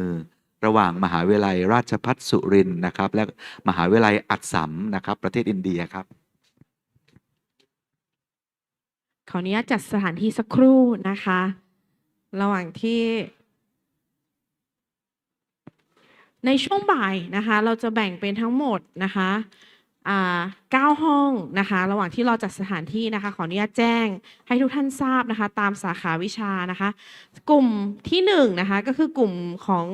มนุษยศาสตร์และสังคมศาสตร์นะคะเพื่อความมั่นคงและพัฒนาท้องถิ่นนะคะจะจัดอยู่ที่ห้องบรรทาย4 ห้องนี้เลยนะคะชั้น3อาคาร44นะคะเพราะฉะนั้นถ้านำเสนอกลุ่มนี้นะคะไม่ต้องไปไหนเลยนะคะทานข้าวเสร็จก็รอนำเสนอได้ที่นี่เลยนะคะห้องประชุมนี้นะคะกลุ่มที่2นะคะกลุ่มของมนุษยศาสตร์และสังคมศาสตร์เพื่อความมั่นคงท้องถิ่นห้องที่2นะคะจะอยู่ที่ห้อง44403นะคะอยู่ชั้น3นี่เหมือนกันนะคะอยู่อาคารนี้เช่นเดียวกันนะคะกลุ่มที่3นะคะกลุ่มวิทยาศาสตร์นวัตกรรมและเทคโนโลยีเพื่อความยั่งยืนนะคะจะอยู่ที่ห้อง44401นะคะชั้น4อาคาร44อาคารนี้เช่นเดียวกันนะคะส่วนกลุ่มที่4นะคะเป็นกลุ่มวิทยาศาสตร์สุขภาพพยาบาลและสาธารณสุขเพื่อพัฒนาท้องถิ่นนะคะอยู่ห้อง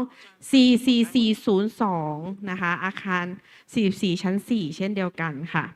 ส่วนกลุ่มที่5นะคะกลุ่มบริหารธุรกิจเศรษฐกิจและการท่องเที่ยวเชิงสร้างสรรค์นะคะอยู่ที่ห้อง44502นะคะอยู่ชั้น5อาคาร44นะคะ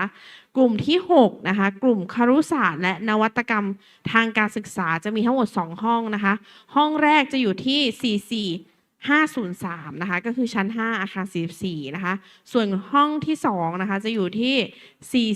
44602นะคะจะอยู่ที่ชั้น6อาคารนี้เช่นเดียวกันนะคะส่วนกลุ่มที่8นะคะกลุ่มเทคโนโลยีดิจิทัลและปัญญาประดิษฐ์สู่การพึ่งพาตนเองนะคะจะอยู่ที่ห้อง44604ชั้น6อาคาร44นะคะส่วนกลุ่มสุดท้ายก็คือกลุ่มโปสเตอร์นะคะจะอยู่ในห้องบรรทายสีนะคะแต่จะเป็นอยู่โซนเดี๋ยวทางสตาฟนะคะเดี๋ยวจะจัดโปสเตอร์ไว้ในห้องนี้นะคะในการนำเสนอโปสเตอร์นะคะก็จะมีทั้งหมด9 กลุ่มนะคะท่านรองครับผมขอบพระคุณครับเดี๋ยวรอเวลาอีกสักครู่นะครับ at this moment I'd like to invite Vice Chancellor and also Dr. Deep go up on the stage and may I invite the President of our university to go up on the stage and we are going to have the ceremony of MOU signing And also, could you please welcome on the stage, please? ค่ะขอเรียนเชิญท่านอธิการบดีท่านรองศาสตราจารย์ดร.ฉลองสุขทองท่านรองศาสตราจารย์ดร.อำนวยวัฒนกรศิริรองอธิการบดีมหาวิทยาลัยราชภัฏสุรินทร์นะคะขึ้นบนเวทีนะคะส่วนทางอัสสัมนะคะขอเรียนเชิญ Professor Dr. Rashid Mohanpat Vice Chancellor of Assam University and also Associate Professor Dr. Deep Yoti Shoti Assam University up on the stage as well for the MOU signing ceremony.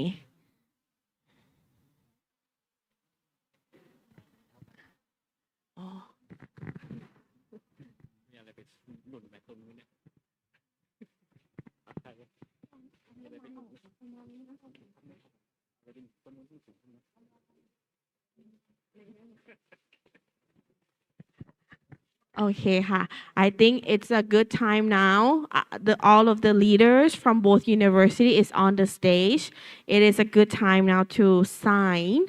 the MOU ceremony between Surindar Rajpat University, Thailand and Assam University from India. And also we have the witness here with us as well, the Vice President and also the lecturer from Assam University.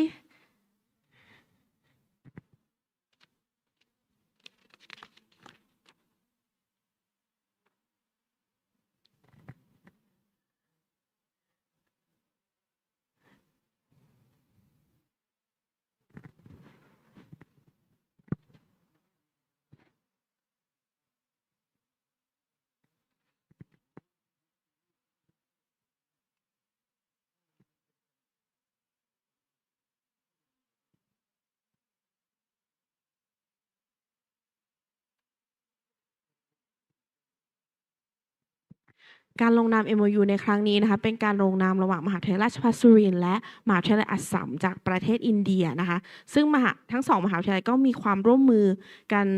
หลายปีแล้วนะคะทางท่าน Professor จากทางอัสสัมก็ได้มาเป็นvisiting professor ที่เราปีที่แล้วนะคะแล้วก็มาเป็น keynote speaker ให้ใน I am STEM ที่เราจัดเมื่อปีที่แล้วด้วยเช่นเดียวกันนะคะวันนี้ก็ถือเป็นฤกษ์ดีนะคะที่เราได้ลงนามความร่วมมือเพื่อที่จะสานต่อนะคะไม่ว่าจะเป็นงานวิจัยนะคะความร่วมมือต่างๆนะคะแล้วก็การแลกเปลี่ยนนักศึกษาคณาจารย์ด้วยนะคะ so ค่ะขออนุญาตเรียนเชิญทั้งสองท่านนะคะยืนถือนะคะทั้ง4ท่านเลยนะคะถือ MOU นะคะเพื่อเป็นหลักฐานนะคะว่าเราได้ลงนามเรียบร้อยแล้วนะคะ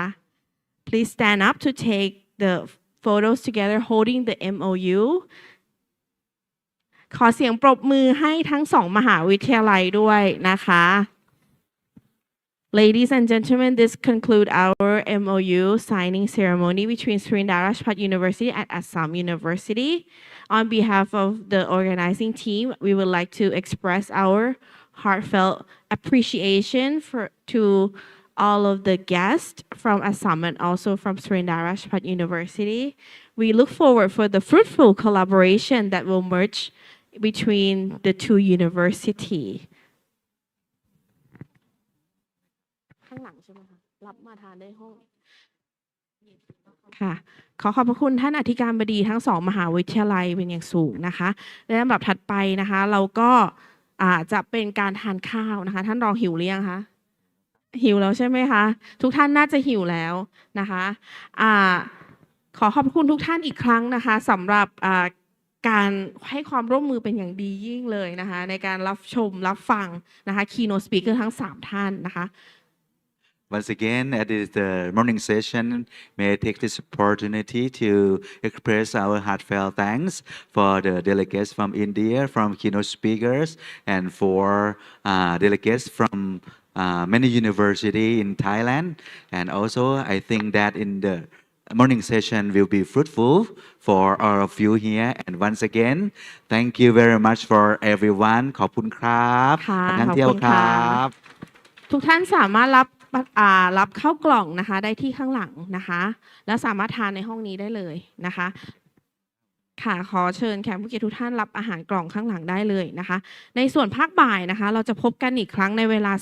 13.00 น.นะคะจะเป็นการนำเสนอผลงานวิจัยนะคะตามห้องมีทั้งหมด9ห้องนะคะขออนุญาตประชาสัมพันธ์อีกครั้งหนึ่งนะคะกลุ่มที่1นะคะมนุษยศาสตร์และสังคมศาสตร์เพื่อความมั่นคงและพัฒนาท้องถิ่นนะคะจะแบ่งเป็น2ห้องนะคะห้องแรกจะอยู่ที่ห้องบรรทาย4ห้องนี้นะคะห้องที่2จะอยู่ที่ห้อง CC 403นะคะชั้น3อาคาร44นะคะ